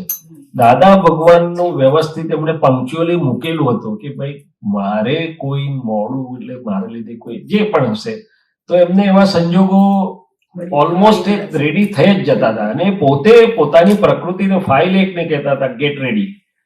નહીં તો આપણે સંજોગ ના હોય તો આળસ નથી થતી, અથવા છેલ્લી ઘડી યાદ આવે કે આ ડબલા મૂકી દો, આમ કરી દો. તો પહેલા નતું યાદ આવતું. તો એટલે કહેવાનું તાત્પર્ય શું છે કે તમે શું નક્કી કરો છો. કુદરત તો તમને હેલ્પ કરે છે. I will help you. દાદા એવું કહેતા હતા, કેશવાનંદજી બી એવું કે કુદરત હંમેશા શું કે છે, આઈ વિલ હેલ્પ યુ. તમે શું નક્કી કરો છો તે પ્રમાણે કુદરત બાય એન્ડ લાર્જ તમને હેલ્પ કરે છે. શું કરે છે? પછી કોક વાર અણધાર્યું કશું બને તો વાત જુદી છે, પણ બાય એન્ડ લાર્જ કુદરત તમને હેલ્પ કરે. એટલે અમે તો હંમેશા જોયું કે દાદા ગમે તેવું હોય પણ ટાઈમે 5 મિનિટ વહેલા કોટ, ટોપી, ધોતિયું, બૂટ લાકડી લઈને કે લાકડી પછી અહીં તૈયાર હોય. ગાડી વાળો પછી આવે કદાચ, પણ દાદા રેડી હોય. નીચે બી ઉતરી ગયા હોય ઘણી વાર તો, ત્યારે પેલો કાર લઈને આવે દોડતો. શું થાય?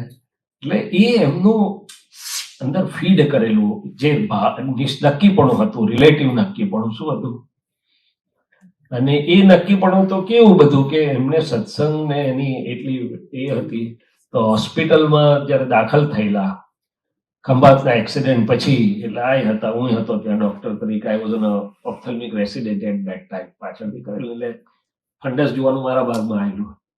તો એ સ્થિતિમાં શાહ સાહેબ ને લોકો આયા દોડતા દોડતા, ખબર પડી એટલે એમણે બારીમાંથી પગ કાઢ્યો, વિધિ કરો. તે પેલા તો એટલે આગળ પરથી તમને પંક્ચ્યુઆલિટીનું હું જે કહેવા માંગુ છું કંઈક જુદું કહેવાનું. તો પેલા કે દાદા તમને આટલું બધું વાગ્યું છે, હમણાં શું કરવા આ વિધિ રવા? ના, અરે વિધિ કરો ને કે છે. હવે પછી પેલા ના, એટલે મિનિંગ દેર બાય એ કોઈ પણ પરિસ્થિતિમાં એમને સત્સંગ કે આના માટેની કે આત્મા માટેની જેમનું સિન્સિયરિટી કો કમિટમેન્ટ કે જે કરવું એ જ હતું કે એમાં દેખાય આપણને. શું દેખાય? અને એવું તો બહુ બધી વાર બન્યું. હવે તમે અંતરાયની વાત કરી ને ત્યારે મને બીજો એક પ્રસંગ યાદ આવ્યો કે એમને એક મહારાજ સાહેબને કચ્છમાં જ્ઞાન આપવા જવાના હતા અને અમદાવાદથી જવાના હતા. અને ઇટ સો હેપન કે ખૂબ બીમાર થઈ ગયા. આપણે કમળામાંથી કમળી ગઈ ને, બિલિરુબિન લેવલ વોઝ વેરી હાઈ.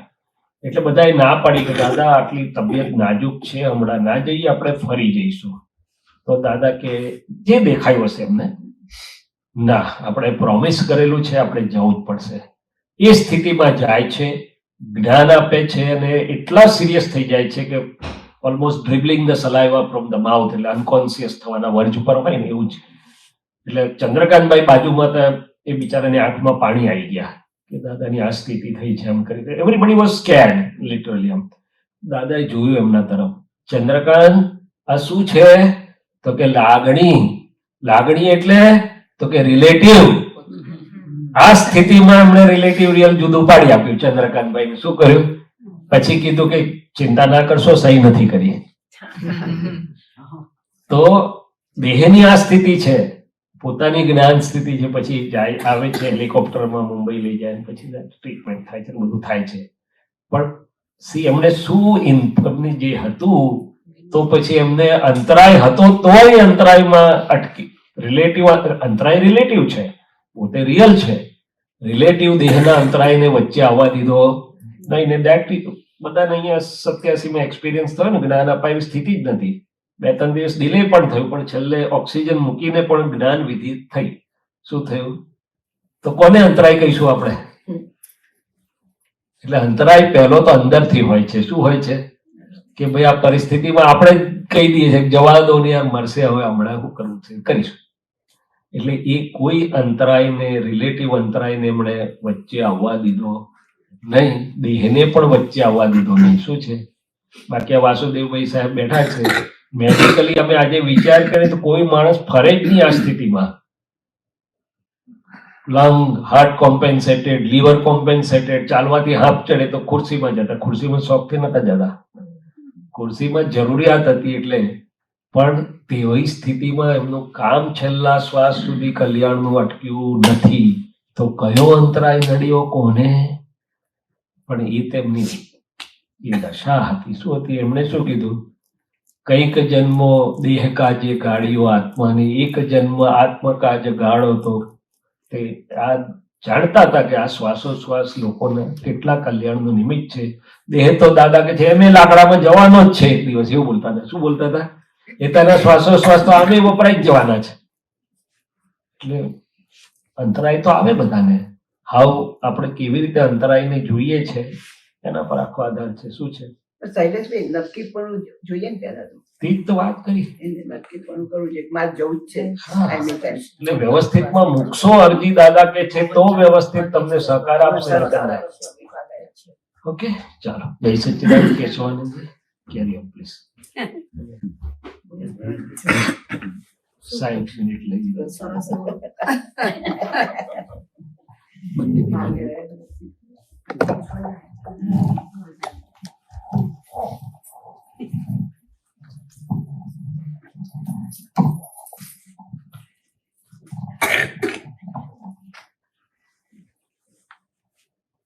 જય સચ્ચિદાનંદ. આ દાદાની વાતો અમે કરી, અને કારણ કે અમે દાદાની હાજરીમાં બેઠા અને એમને ઓબ્ઝર્વ કર્યા. પણ આ એક વર્લ્ડની અજાયબી બની એ એટલા માટે કુદરતે એટલા બધા જૂના મહાત્માઓને એ દાદાની હાજરીનો લાભ મળ્યો, આપતા પુત્રોને લાભ મળ્યો કે અને અમારી સાથે દાદા નિરંતર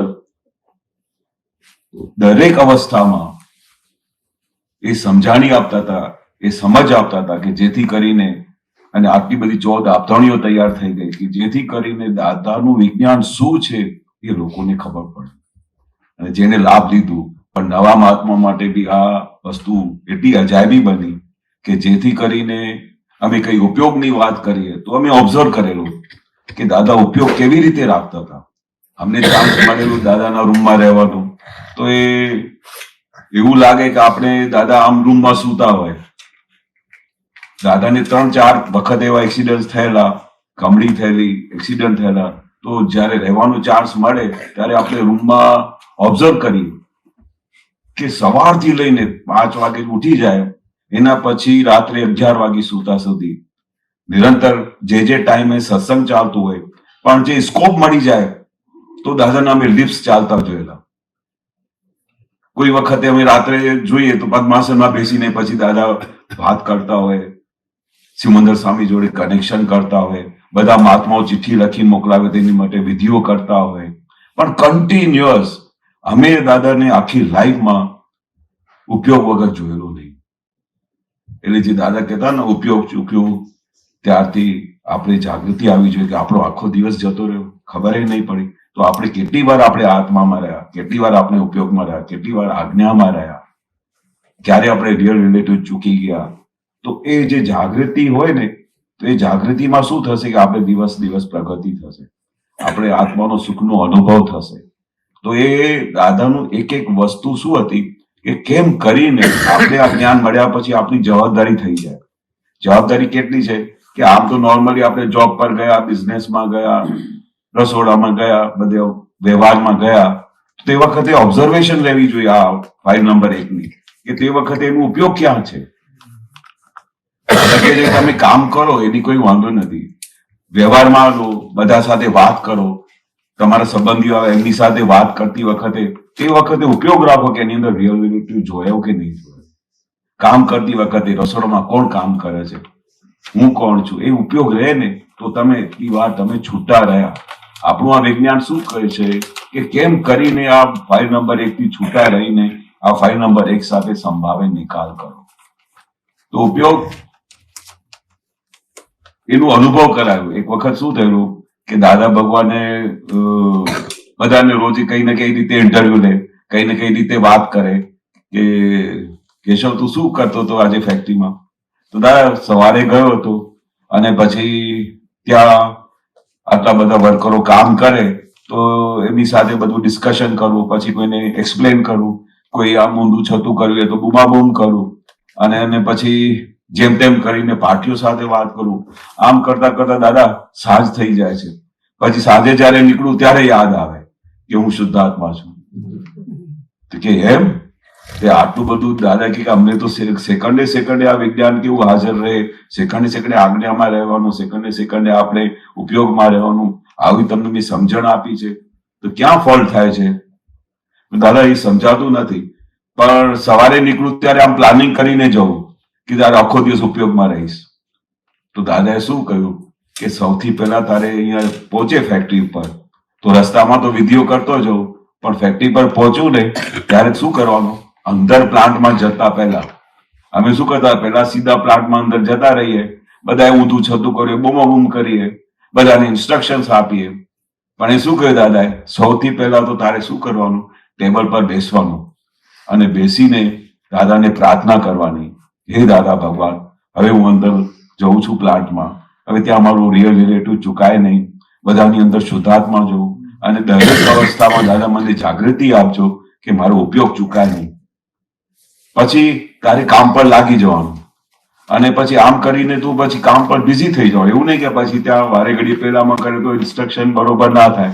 એટલે કામ તો સૌથી પહેલા વ્યવહાર છે, એટલે વ્યવહારમાં તારે પહેલા આ ઉપયોગ રાખીને જવાનું, પછી બધાને ઇન્સ્ટ્રક્શન આપવાના અને બધાને શુદ્ધાત્મા જોતા જવાનું અને બધાને ઇન્સ્ટ્રક્શન આપીને ફરી આપણે ફ્રી થયા ફરી પોતાની ગુફામાં આવી જવાનું.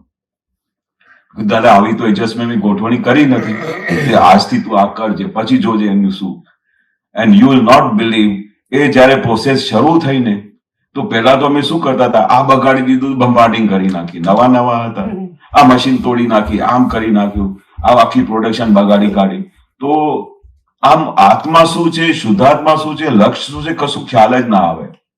ખાલી પેલું જ વ્યવહાર જ જો કરે.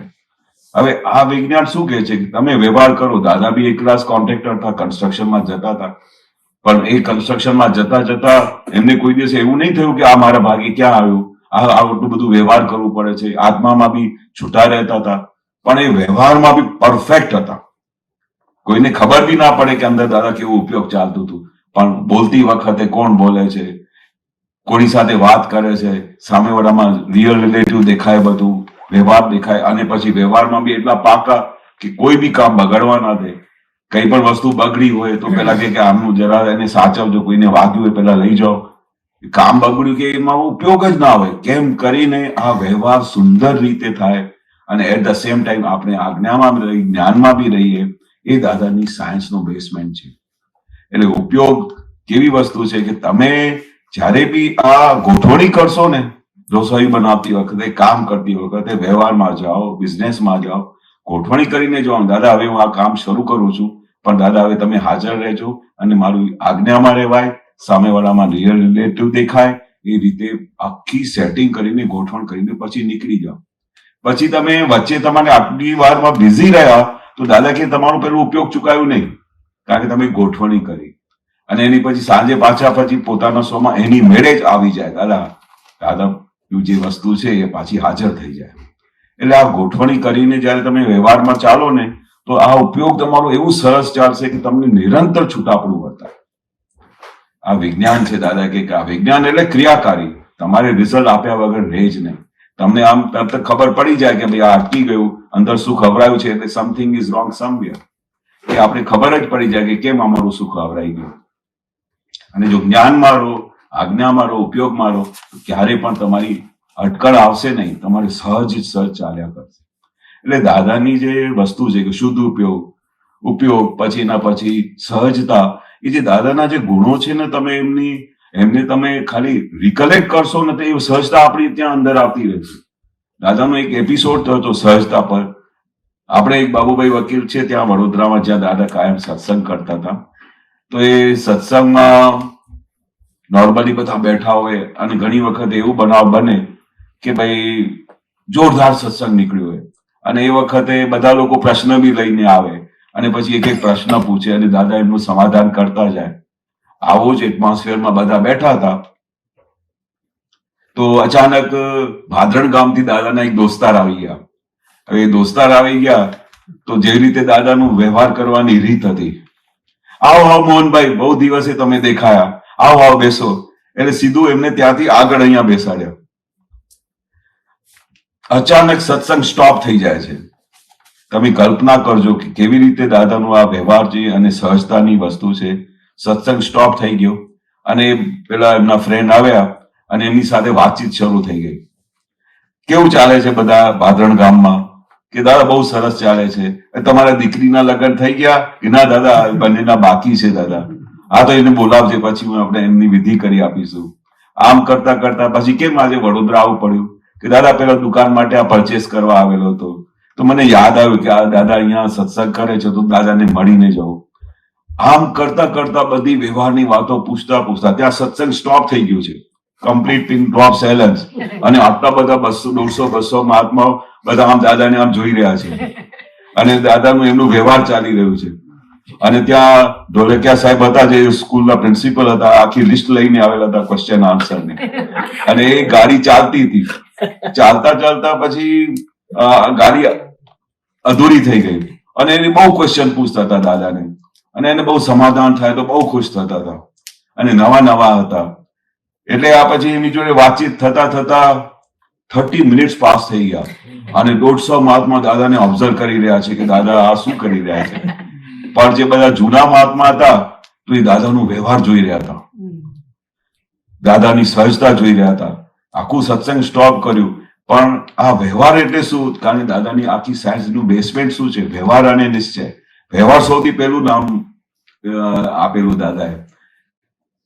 હવે જો દાદા એને ટાઈમ ના આપ્યો હોત તો એ શું ભાદરણ ગામમાં જઈને શું કહે કે દાદા તો એ પોતાને ભગવાન બોલાવે છે, કારણ દોસ્તાર હતા, અને હું ગયો ત્યાં તો મારી જોડે વાતચીત બી ના કરી, અને પછી છેલ્લા એન્ડમાં કેમ છે, મજામાં છે એમ કરીને રવાના કર્યા. પણ 30 મિનિટ સુધી એમની સાથે વાતચીત કરતા કરતા એ પેલા ખુશ થતા જાય, અને પેલા એક મહાત્મા ઢોલેકિયા સાહેબ એને ઊંચા નીચું થયા કરે. સર મારા ક્વેશ્ચન બધા દાદા પછી અચાનક આ શું કરી રહ્યા છે, અને એટલી વારમાં 30 મિનિટ થઈ ગયા. એના પછી પેલા બોમ્બે કે અમે દાદા હવે હું જઉં છું. કેમ જવું છે? જલ્દી બેસ ને થોડી વાર. તો બીજા મહાત્મા ફરી બેસો, હજુ દાદા બેસો. દાદા એ બી જાણે કે એનો ટાઈમ જયારે પાકશે એ ઉઠીને જવાના જ છે, નહીં તો આપણે ઉતાવળ કરીને એનું નિકાલ કરી દીધું હોત. પણ એને ફરી પૂછ્યું કે બધું તો બધું તારું કામ થઈ ગયું ને, હવે ઘરે જાય છે? હા દાદા, બધાને મારા જય સચ્ચિદાનંદ કહેજે. હા હા, આમ ખુશ થઈને દાદા એ ગયા પેલા ભાદરણ ગામમાં.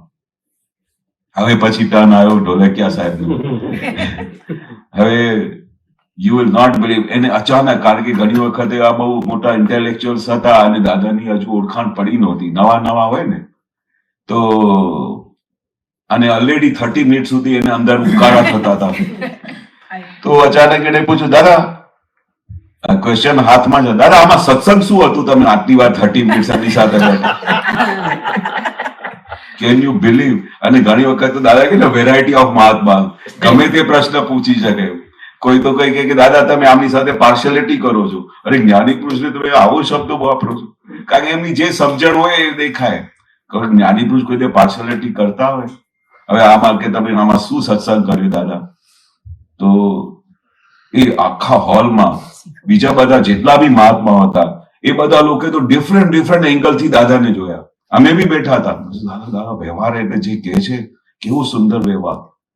કેટલું સૌથી પહેલા એક ભાદરણ ગામના જેમના ફ્રેન્ડ આવ્યા છે એને ફર્સ્ટ પ્રેફરન્સમાં એનું નિકાલ કરે છે. જો નહીં કર્યું હોત તો એ શું ને શું ભાવ લઈને જાતા, આખા ભાદરણ ગામમાં શું દાદાનું નામ કરે. એને વિજ્ઞાન બી ના ચોટે, એને સમજણ બી ના આવે. કોક વખત દાદાએ કેટલા બધા ભાદરણ ગામમાં પછી બધાએ જ્ઞાન લીધું. તો આ દાદાની જે સહજતા હતી ને એ જોવા જેવી હતી. ત્યારે પછી જયારે ઢોલેકિયા સાહેબ આવું બધું પ્રશ્ન પૂછ્યું કે દાદા આમાં સત્સંગ શું હતું, તો બીજી જગ્યા પર તમે વિચાર કરો શું જવાબ આવ્યા હોત. કલ્પના કરો શું જવાબ. ઓપોઝિટ ડાયરેક્શનમાં આપણે દાદાની જગ્યા બેઠા હોત અને આપણે કઈ લોકો સાંભળતા હોય અને આપણે બધાને જ્ઞાન આપવા આવ્યા હોય અને આવું પ્રશ્ન પૂછે તો શું તમે જવાબ આપો? નથી આવતું. તને સમજણ ના પડે.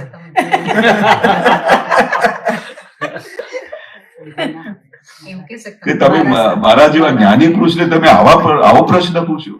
તમને વિનય નથી, તમને સમજણ નથી. મેં હમણાં તમને વ્યવહારની વસ્તુ શીખવાડી એ તમે નહીં સમજ્યા. ચાહે તો કેટલા બધા આન્સર આવી શકે છે, પણ દાદાએ આટલા બધા મહાત્માઓની હાજરીમાં મેં ફર્સ્ટ ટાઈમ જોયો કે આમાં સત્સંગ નહોતું, પણ ઢોલેકિયા સાહેબ અમારી ભૂલ થઈ ગઈ, અમને માફ કરજો. આટલા સત્સંગમાં ઢોલેકિયા સાહેબ હાલી ગયા કે દાદા અમારી પાસે અમારી ભૂલ થઈ ગઈ. એટલે એને રિયલાઇઝ થઈ ગયું કે એનાથી આ દાદા જ્ઞાની પુરુષની આગળ એટલું બધું મોટું અવિનય થઈ ગયું. દાદા એમને એક્સપ્લેન કરી શક્યા હોત, દરેક વસ્તુનો જવાબ આપી શક્યા હોત કે ભાઈ તે આમાં સત્સંગ આ રીતે હતું. હું તમને બધા મહાત્માઓને શીખવાડું છું કે આ ફાઇલોનો સંભાવથી નિકાલ કર્યું મેં. એમને રાજી ખુશી કરીને મેં મોકલ્યા ગામને. એમની અંદર મેં શુદ્ધાત્મા જોયા. એમને આ સંયોગ જે આવ્યો હતો એ વિયોગી સ્વભાવનો હતો, એટલે મેં એમને કહ્યું કે બેસો, તોય બેઠા નહીં. તેઓએ આગળ પછી કહ્યા કે ના હમણાં જવાનો ટાઈમ થઈ ગયો દાદા, પછી બહુ અંધારું થઈ જશે, હું જઉં છું. 1 મિનિટ બી વધારે બેઠા નહીં. એટલે જે વિચારશીલ માણસ હોય ને તો એમાંથી બધા તારણ કાઢી લે કે આ જ્ઞાની પુરુષની આ સહજતા તો જુઓ. નહીં તો એ તો આખા છેવટે તો મહાત્મા જ હતા ને. એમને દાદાએ જ્ઞાન આપેલું હતું. એ જ્ઞાની પુરુષની આગળ એવો પ્રશ્ન પૂછે તો એ દાદા જવાબ આપી શક્યા હોત. પણ સહનશીલતાની મૂર્તિ, સહજતાની મૂર્તિ એ શું આપણે સંદેશો આપે છે કે આપણે કેવી રીતે ઘરમાં સહજતાથી રહેવાનું, કેવી રીતે બહાર સહજતા રાખવાની, સામેવાળાને કેમ કરીને સુખ આપીને આપણે જીતી જવાનું. સામેવાળાને ક્યાંય અડચણ ના થાય, દુઃખ ના થાય, એવો આપણો વ્યવહાર હોવો જોઈએ. એ અમે જ્ઞાની પુરુષની આગળ બેસીને આ શીખતા હતા. આપણે કઈ વસ્તુ આપણે જોઈ ના હોય, સમજી ના હોય, વિચારી ના હોય, અને એવી બધી વસ્તુઓ આપણે સત્સંગમાં થતી હોય, જ્ઞાની પુરુષની હાજરીમાં થતી હોય, તો એમાંથી અમને તારણ મળતા હતા. એ શા માટે દાદા આવું બધું કરતા હતા? કે જેથી કરીને આ જેટલા મહાત્માઓ દાદાને ભેગા થયા છે, જે મોક્ષગામી છે, એ આ પોતાનું જીવન સુંદર વ્યવહાર કરીને મોક્ષે જાય. જ્યાં સુધી વ્યવહાર સુંદર નથી થયું, શુદ્ધ નથી થયું, ત્યાં સુધી બધા ક્લેમ બાકી રહેશે. પછી ઘર હોય કે બહાર હોય, વ્યવહાર તો સૌથી પહેલા બધા જોશે. એટલે આમ કોઈ આંગળી ચીધે એટલે આપણે આવું વ્યવહાર હોવું ના કરતી. એ દાદા બહુ ખાસ આપણે કહેતા. વ્યવહાર કેવું હોય કે કોઈ આંગળી ના ચીધે. હવે દાદા એક વખત દાખલો આપેલો કે આપણે તમારા વાઈફ રસ્તામાં જતા હોય, બરોબર, અને તમે અચાનક તમે જુઓ તમે પસાર થતા હો તો કોઈ બીજો માણસ એમના કંધા પર હાથ મૂકીને વાતો કરતા જતા હોય, તો બધા લોકો શું કે તમારી અંદર શું વિચારો આવે? એવી પરીક્ષા જ લીધા હતા. તો આપણે તરત જ લોકો કહે ને કે આ કેવો નાલાયક માણસ છે, આ મારી વાઈફ સાથે આવી રીતે જઈ રહ્યો છે. તો શું કર્યું લોકોએ? આંગળી ચીધી. એટલે જે જગ્યાએ આંગળી ચીધે એટલે આપણે સમજી જાઓ આપણો વ્યવહાર સમથિંગ ઇઝ રોંગ. એટલે આપણે વ્યવહાર કેવું હોવું જોઈએ કે કોઈ આપણે આંગળી ના ચીધે. આ જ્ઞાની પુરુષ પાસેથી શીખવા જેવી વસ્તુ છે. અને ઘણી વખતે તો દાદા શું કે આપણું વ્યવહાર કેવું હોય કે કેમ કરીને બીજાને સુખ થાય, ઘર હોય બહાર હોય બધાને સુખ કેવી રીતે મળે, એ રીતે આપણું વ્યવહાર આપણે નિરંતર લક્ષ્યમાં રહેવું જોઈએ. જે દાદા અમારી સાથે વ્યવહાર કરતા હતા તો અમારી કેટલી બધી કાળજી કરતા હતા, કેમ કરીને કોઈને દુઃખ ના થાય, મહાત્માઓને દુઃખ ના થાય. પણ દરેક વસ્તુ પર જ્યાં કોઈ પણ જગ્યાએ એવું લાગે કે અહીંયા કચાશ છે તો દાદા પછી ઇશારો બી કરતા હતા. કારણ કે આ પોપાબાઈનું રાજ નથી કે જેમ કરીને આપણે દાદાને કઈ શિષ્યો ભેગા કરવા હતા, લોકોને બેસાડવા હતા. ના, જ્યાં સુધી એ પરફેક્શન જ્ઞાનમાં નથી આવતા, વ્યવહારમાં બરોબર નથી આવતા, ત્યાં સુધી દાદા એમને શીખવાડ કરતા હતા. છેવટે ઓપરેશનો બી કરવા પડતા હતા. પણ કેમ કરીને આ રાગે પડી જાય, કેમ કરીને આ લોકો મોક્ષે જાય, એ દાદાનું મેઇન લક્ષ્ય હતું. એટલે વ્યવહાર શુદ્ધ હોવો જોઈએ, આપણું સહજતા આવી જોઈએ, આપણે નિરંતર આજ્ઞામાં રહીએ તો આ બધી વસ્તુ શું કરે કે આપણું વ્યવહાર સુંદર કરી આપે, સહજ કરી આપે. કેમ કરીને આપણે સહજતામાં આવું, આ આપણું સાયન્સ છે આખી. બરોબર છે. અમે મહાત્માઓ બે વાગે ભેગા થઈએ દર સેટરડે. પછી વિધિ ચાલુ કરીએ, ત્રિમંત્ર વિધિ. પછી 3:45 વાગે ચા નાસ્તો હોય, કારણ કે બધા કલાક દૂરથી આવતા હોય ને ભેગા થઈએ એટલે ચા નાસ્તો. અને બધાની ઈચ્છા બહુ હોય, બધા એક એક આઈટમ લેતા આવતા હોય, એટલે એટલો બધા નાસ્તા થાય એટલે ઓફકોર્સ કે વાર લાગે જ. અને ઘર નાનું હોય તો વધારે વાર લાગે. પેલા જેન્ટ્સ જાય પછી અમે જઈએ, એટલે એમાં 4:45 થઈ જાય. પછી અમે સત્સંગ ચાલુ થાય, વાંચવાનું ચાલુ થાય, નટુભાઈ નોંધ પોથી પદો ગાઈએ. લોકોની એવી ઈચ્છા હોય કે ભાઈ 7 વાગે જમી લેવું છે તો આપણે એ રીતે એડજસ્ટ થઈએ કે ઓકે હવે 7 વાગે આરતી કરીએ. કોઈક વખત બહુજી નાસ્તો કર્યો હોય તો 7:15 7:30 થઈ જાય એમ. પછી આરતી કરીએ, અસીમ જય જયકાર થાય, પછી પાછું જમવાનું ચાલે. એટલે અમે લગભગ 11 વાગે છૂટા પડીએ. તો મારો ક્વેશ્ચન એ છે કે તો 2 કલાક જ આપણે ભેગા થવાનું કે 2 કે 3 કલાક જ, કે આ અમારું જે રૂટીન છે બરાબર કહેવાય? ના, એમાં શું છે કે સહજતા જ્યાં હોય અને આપણે બધાને લાભ થતું હોય અને આપણું ઉપયોગ બરોબર ચાલતું હોય અને અંદર હાલતું ના હોય, બગડતું ના હોય અને બધાને આખા દિવસનો લાભ મળતું હોય તો એ કરવાનું. પણ દાદા શું કહે છે કે તમે ભલે રસોડામાં રહ્યા, કામમાં બિઝી રહ્યા, પણ તમારો ઉપયોગ શું હતું? કે ભાઈ કેમ કરીને આ મહાત્માઓને બેસાડીએ, કેમ કરીને એમને જમાડીએ, કેમ કરીને આખો સત્સંગનો લાવો મળે. તો દાદા શું કહે છે, લાભાલાભની દ્રષ્ટિ જોવાની કે તમારા નિમિત્તે આટલા બધા મહાત્માઓને આવો સંયોગ ભેગો થયો, એમાં પછી બધા સત્સંગમાં રહ્યા, આટલી વાર જેટલા 5 મહાત્માઓ થાય ત્યારે દાદા કે અમે હાજરી આપી દીધી, તો હાજરી બી થઈ ગઈ, બધાની અંદર દાદાનું સાનિધ્ય મળ્યું, દાદાનું સત્સંગ મળ્યું. સરવાળે તમારે જોવાનું કે એમને કેટલું લાભ થયો. અને પછી તમે એમને જમાડ્યા તો એક વસ્તુ કહું એ આખો દિવસમાં એક અમારી પાસે ઘરે દાદા ભગવાન આવતા હતા, તો દાદા ભગવાન અમે બા એમને કે દાદા અમારી બધાની ભાવના છે કે તમે અમારા ઘરે સત્સંગમાં આવો ને અમારે બધા મહાત્માઓને જમાડવાનું છે. તો દાદા યુઝ ટુ બીકમ એક્સાઇટેડ કે તમારે મહાત્માઓને જમાડવાનો છે. કમલાબેન અમે તમારા ઘરે ખાસ આવીશું, જરૂર આવીશું, જ્યારે બી તમે બોલાવો. હવે મહાત્માઓને કઈ ખાવાની ભૂખ હોય છે? એમના દરેકના ઘરમાં ખાવાનું તૈયાર થતું હોય છે. પણ દાદા શું કે એક તો સંકિતધારી મહાત્મા ઘરે આવે પછી તમને કેટલું બધું પુણ્ય બતાવે. એક મહાત્માને જમાડો તો 100 બ્રાહ્મણને જમાડવા બરાબર છે, એવું દાદા કહેતા હતા. હવે એ તમે કેટલી બધી ભાવના તમારી અંદર હોય કે કેમ કરીને અમારા સંકિતધારી મહાત્માઓ જે મોક્ષે જવાના છે, જેને સંસારની કોઈ ભીખ રહી નથી. કારણ કે દાદાને કોઈ ભીખ નહીં હતી તો દાદાને જોઈને અમારી પણ ભીખ જતી રહી કે અમને કોઈ માન આપે, અમને કોઈ ખવડાવે. તો એ આખું દાદા શું કહે છે કે લાભાલાભની દ્રષ્ટિ જોવાની કે આ તમારે આખા દિવસની પ્રોસેસમાં તમે જે કામ કર્યું એમાંથી સૌથી પહેલા ફળ તમને પુણ્યનું બંધાય.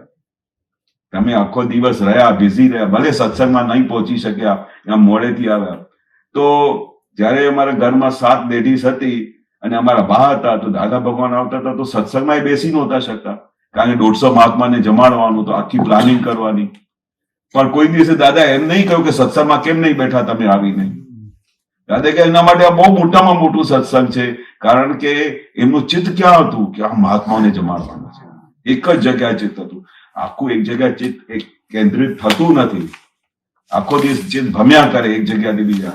એટલે પછી અમે રાતના પરવાર બધાને હેલ્પ કરીએ, વાસણો ધોઈને બધું પરવારીને અમે થોડી ગપશપે ચાલે, ચા નું ચાલે, આઈસ્ક્રીમ હોય તો આઈસ્ક્રીમ કાઢીએ, એવું બધું અમે એટલે 11 વાગે 11:30 ઘણી વાર છૂટા પડતા હોઈએ, ચા બા પીને અમે છૂટા પડીએ. એટલે મારો પ્રશ્ન એ હતો કે આ બરાબર અમારું રૂટીન બરાબર કહેવાય? કોઈ પ્રોબ્લેમ નહીં, બધા મહાત્માઓને લાભ થતું હોય, બધા મહાત્મા ખુશ થતા હોય. અમે ગઈકાલે બી જોયું ને 11 વાગ્યા જયારે બહાર નીકળતા હતા, પણ બધાના મોઢા પર કેટલું આનંદ હતું. સત્સંગનું બધાને લાભ મળ્યો, બધા સારી રીતે જમ્યા, ફંક્શનમાં આવ્યા. તમે બી જતી વખતે આનંદમાં હતા. ના, સુકેતુભાઈ તો બહુ જ ખુશ થઈ ગયા કે છે આપતા પુત્રએ બહુ સરસ હાજરી આપીને અમારો પ્રસંગ એટલો સરસ થયો ને લોકોને એટલી મજા આવી. એટલે આરતીઓ થઈ, સત્સંગ થયું, દાદા ભગવાન શ્રીમંત સ્વામીની હાજરી થઈ, એની હાજરીમાં આખું પ્રસંગ ઉજવાયું. આમ લોકો તરસતા હતા કે દાદા અમારા લગ્નમાં ખાસ મધર ફાધર વિનંતી કરતા હતા દાદા કે અમારે એવું હોય નહીં ત્યાં બધું મેરેજીસમાં જવાનું આ તે, પણ દાદા મહાત્માઓને દાદા આશીર્વાદ આપવા આવજો. એ દાદા આશીર્વાદ આપતા હતા, એટલા ખુશ થતા હતા કે મારા લગ્નમાં દાદા ભગવાન આખી લાઈફ રિમેમ્બરન્સ રહે. એટલે આપણે શું છે કે આપણા નિમિત્તે બધાને કેટલું આનંદ આવ્યું એ દાદા જોતા હતા. એના માટે દાદા તો ગમે ત્યારે આપણે હાજરી આપતા હતા આ મહાત્માઓ માટે. એ દાદાને કઈ ખાવાની કશી કઈ ભૂખ હોય જ નહીં. એક ધોતી પોતાનું પહેરતા હતા, ધોતીને શર્ટ, કોઈની એક વસ્તુ લીધેલી નહીં આખી લાઈફમાં.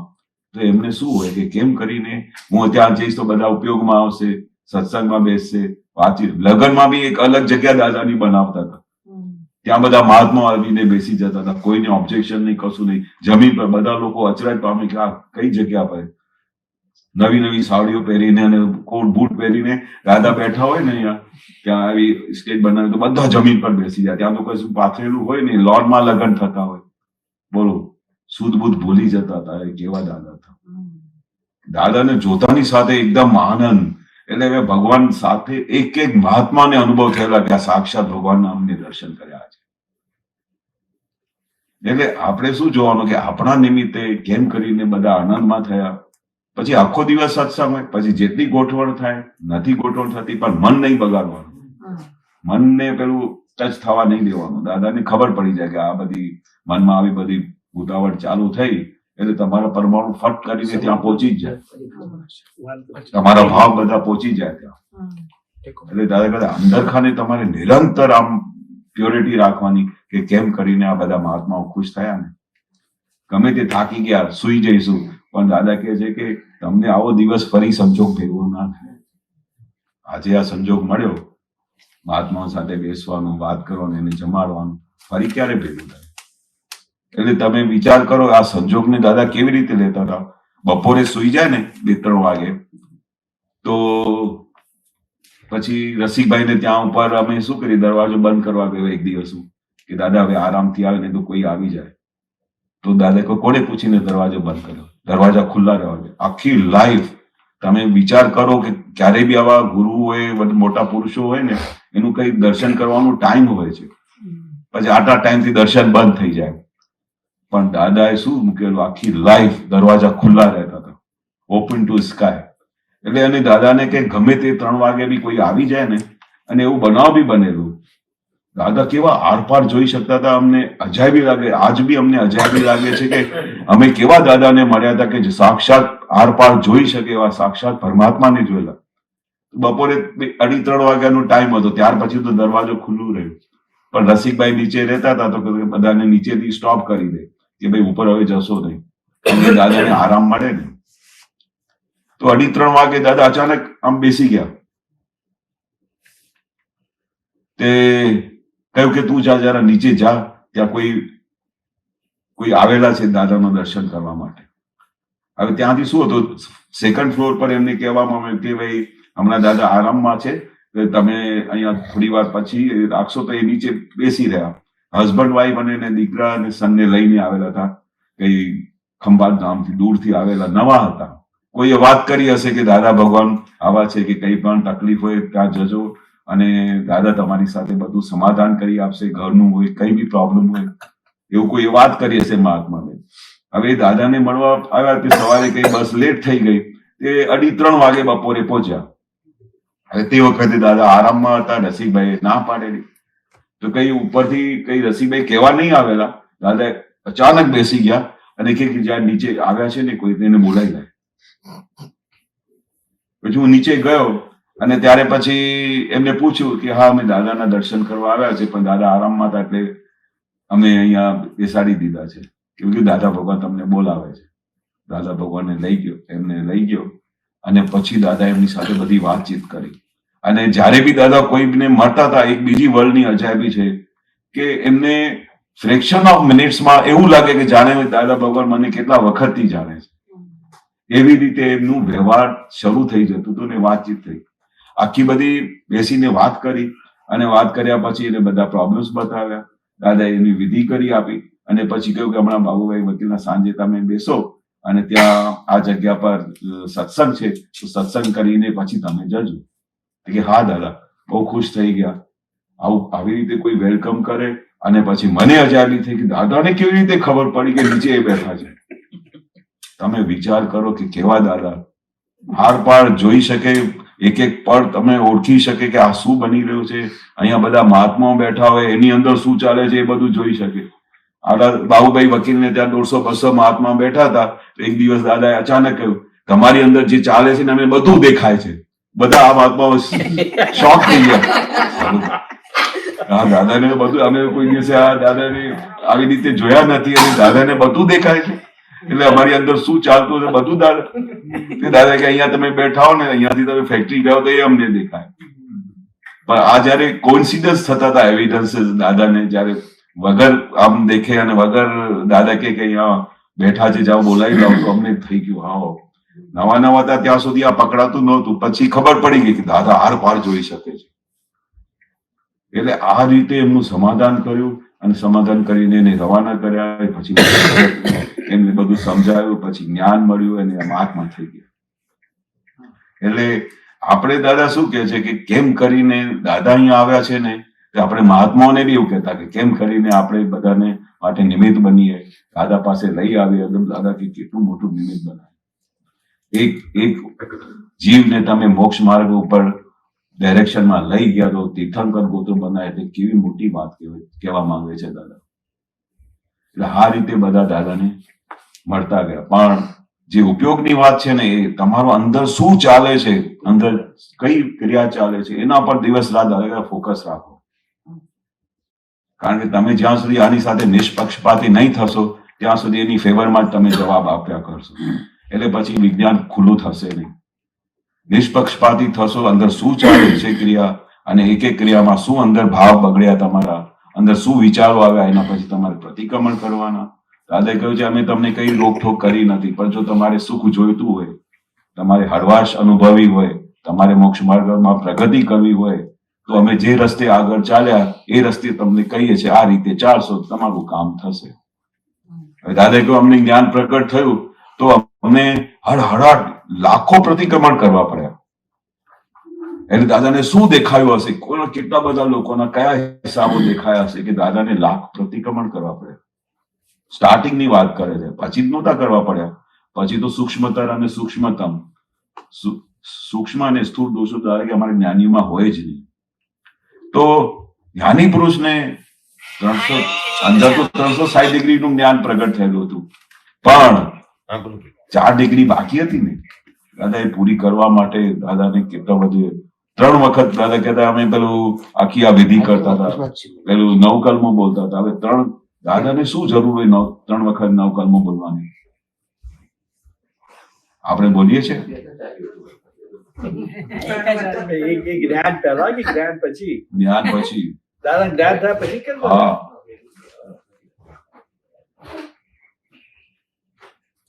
તો આમાં જે 9 કલમોમાં કેટલું મોટું પ્રતિક્રમણ છે. દાદા કહે છે તમને જયારે એક વખત તમે ઊંડાણમાં જશો ને ત્યારે ખબર પડશે. એટલે આપણે 3 વખત ના થતા હોય તો એટલીસ્ટ એક વખત તો કરવા જોઈએ.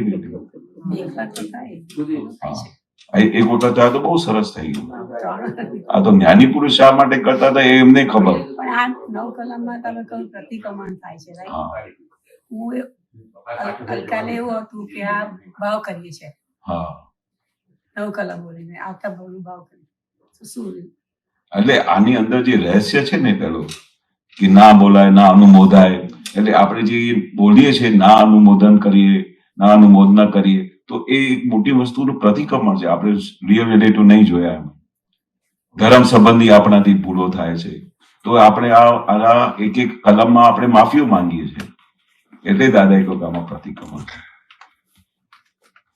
9 કલમોમાં હું સમજતી ભાવ કરીએ છીએ આપણે. ભાવ તો કરીએ છીએ પણ એક ડેપ્થમાં જઈએ તો દાદા કે એમાં માફી મંગાવી રહ્યા છે.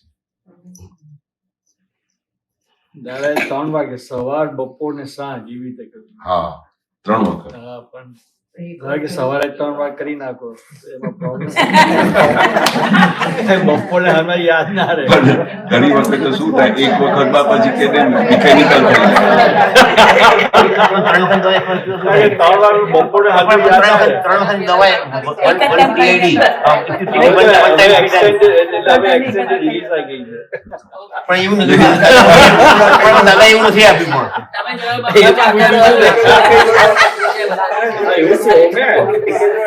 નહીં, પણ દાદામાં ઘણા બધા રહસ્ય હતા, ઘણા બધા રહસ્ય હોય. કારણ કે જો દાદા કે ને કે આ 3 વખત સાથે કરી લેજો તો એની અંદર બી સાયન્સ હોય. હા, છે. કારણ કે તમે જો એક વખત કરો ને તો બીજી વખત ત્રીજી વખત પછી મિકેનિકલ થઈ જાય, બરાબર. પછી ભાવ તમારું ઓછું થઈ જાય. પણ આ તો વાંચીને વાંચો ને એક એક કલમ ને. બરાબર. એટલે દાદાની તો સાયન્સ છે. એમને આપણે દાદા કે આપણી બુદ્ધિ પહોંચે નહીં, આપણે બુદ્ધિથી કરવા જઈએ ને તો બધું ઊંધું થાય. એટલે દાદા કે સહજ થાઓ. દાદા કે એક વખત તો એક વખત કરવા, 2 વખત તો 2, ટાઈમ મળે તો 3 વખત કરવા. પણ એ કરીએ તો એ મિકેનિકલ ના કહેવાય ને. હા, એ પછી એ જોવાનું ને તમારે એનું જે પેલું રિઝલ્ટ આવે ને એમાંથી ખબર પડે કે મિકેનિકલ છે. તમારા અંદર કેવા ભાવ થાય છે તે વખતે, તમારા અંદર કેવી રીતે અંદર નિશ્ચય થાય છે કે મારે કોઈને દુઃખ આપવું નથી, આવી ભાષા બોલાય નહીં. તો એ જે તમે ભાવ કરો છો ને એ તમને ખબર પડે અને એનાથી પછી તમારે ધીરે ધીરે અંદર પરિવર્તન થાય. આ વિજ્ઞાન કેવું છે કે તમે જે કંઈ પણ કરો બોલતી વખતે ખબર પડે કે આ મિકેનિકલ ચાલી રહ્યું છે. પછી એ ખબર પડે છે એટલે એવું કશું હા, પછી ત્યારે એમ થાય કે ના હવે રિયલમાં એમાં જોઈ પછી અંદર ખબર પડે આપણે વાંચી હા. એ પછી શરૂ કરું. હા, તો એ દાદા કે છે ને તમારે બધી એડજસ્ટમેન્ટ કરવાની. ખબર પડે છે હા. ખોટું ખોટું આપણે એમને વાંચી જઈએ હા, એ બંધ કરી દઉં. હા, થોડી વાર કે દાદા શું કે પછી થોડી વાર બેસાય. અમારા એક કવિરાજના વાઇફ છે ને દમયંતી બેન, એક વખત દાદાને પૂછ્યું દાદા આ જે તમે જે આ પ્રતિક્રમણ આપ્યું છે ને બહુ લાંબુ છે અને ધીરે ધીરે પછી શું દાદા મને પેલું કંટાળો આવે છે. શું કહ્યું? હવે દાદા કે અમે લાખ પ્રતિક્રમણ કરતા તો બાદમાં લાગી ગયા બધા, કઈ બી ભૂલ થાય તો દાદા પ્રતિક્રમણ કરવા બેસી ગયા. પણ સાલું આપણે માલ કેવું લાગે છે, -ડિગ્રી વાળું માલ છે. આ તો બાય ચાન્સ આપણે ફાવી ગયા કે દાદાનું જ્ઞાન મળ્યું. તો દમયંતીબેન કહે છે કે દાદા પછી મને કંટાળો આવે કેટલી વખત પ્રતિક્રમણ કરવાના, અને પ્રતિક્રમણ બી કેટલું મોટું આપ્યું છે, મારા મન વચન કાયનો યોગ ભાવ કરમ ગો કરમ દૈવ કરમ એને એવા શુદ્ધાત્મા ભગવાન અનંત જન્મોથી લઈને આ ભાવ સુધી, આ ભાવ પૂર્વ ભાવ સંખ્યાત અસંખ્યાત ભાવમાં તે વખતે દાદા બહુ બોલતા હતા આ બધું. અને જાણે અજાણે મેં તમને દુઃખ આપ્યા હોય, પછી 25 ટાઈપના ગુના લખી. તો દમયંતીબેન બહુ સિરિયસ હતા, દાદા તમે કેટલું લાંબુ પ્રતિક્રમણ કરવા માટે, પછી તમે કહો છો તમે લાખ પ્રતિક્રમણ કરવા, પછી કે છે અમારા કેટલા બધા દોષો થાય છે, અંદરના દોષો બહારના દોષો. એટલે દાદા એટલું કંટાળો આવે છે. તો દાદા શું બધામાં ચોસઠ. દાદાની વસ્તુ કેવી છે, કારણ કે આવા વિતરાગ ભગવાન એટલે આ વર્લ્ડમાં એક એવો મહાત્મા નહીં હશે જેને આપ દાદાને પ્રશ્ન પૂછવો હોય અને દાદાનું ફટાક કરીને જવાબ ના આવે. તો કે તમારે એવું થાય છે તો તમે એક કામ કરજો, જયારે ટાઈમ હોય ને ત્યારે લાંબુ પ્રતિક્રમણ કરજો.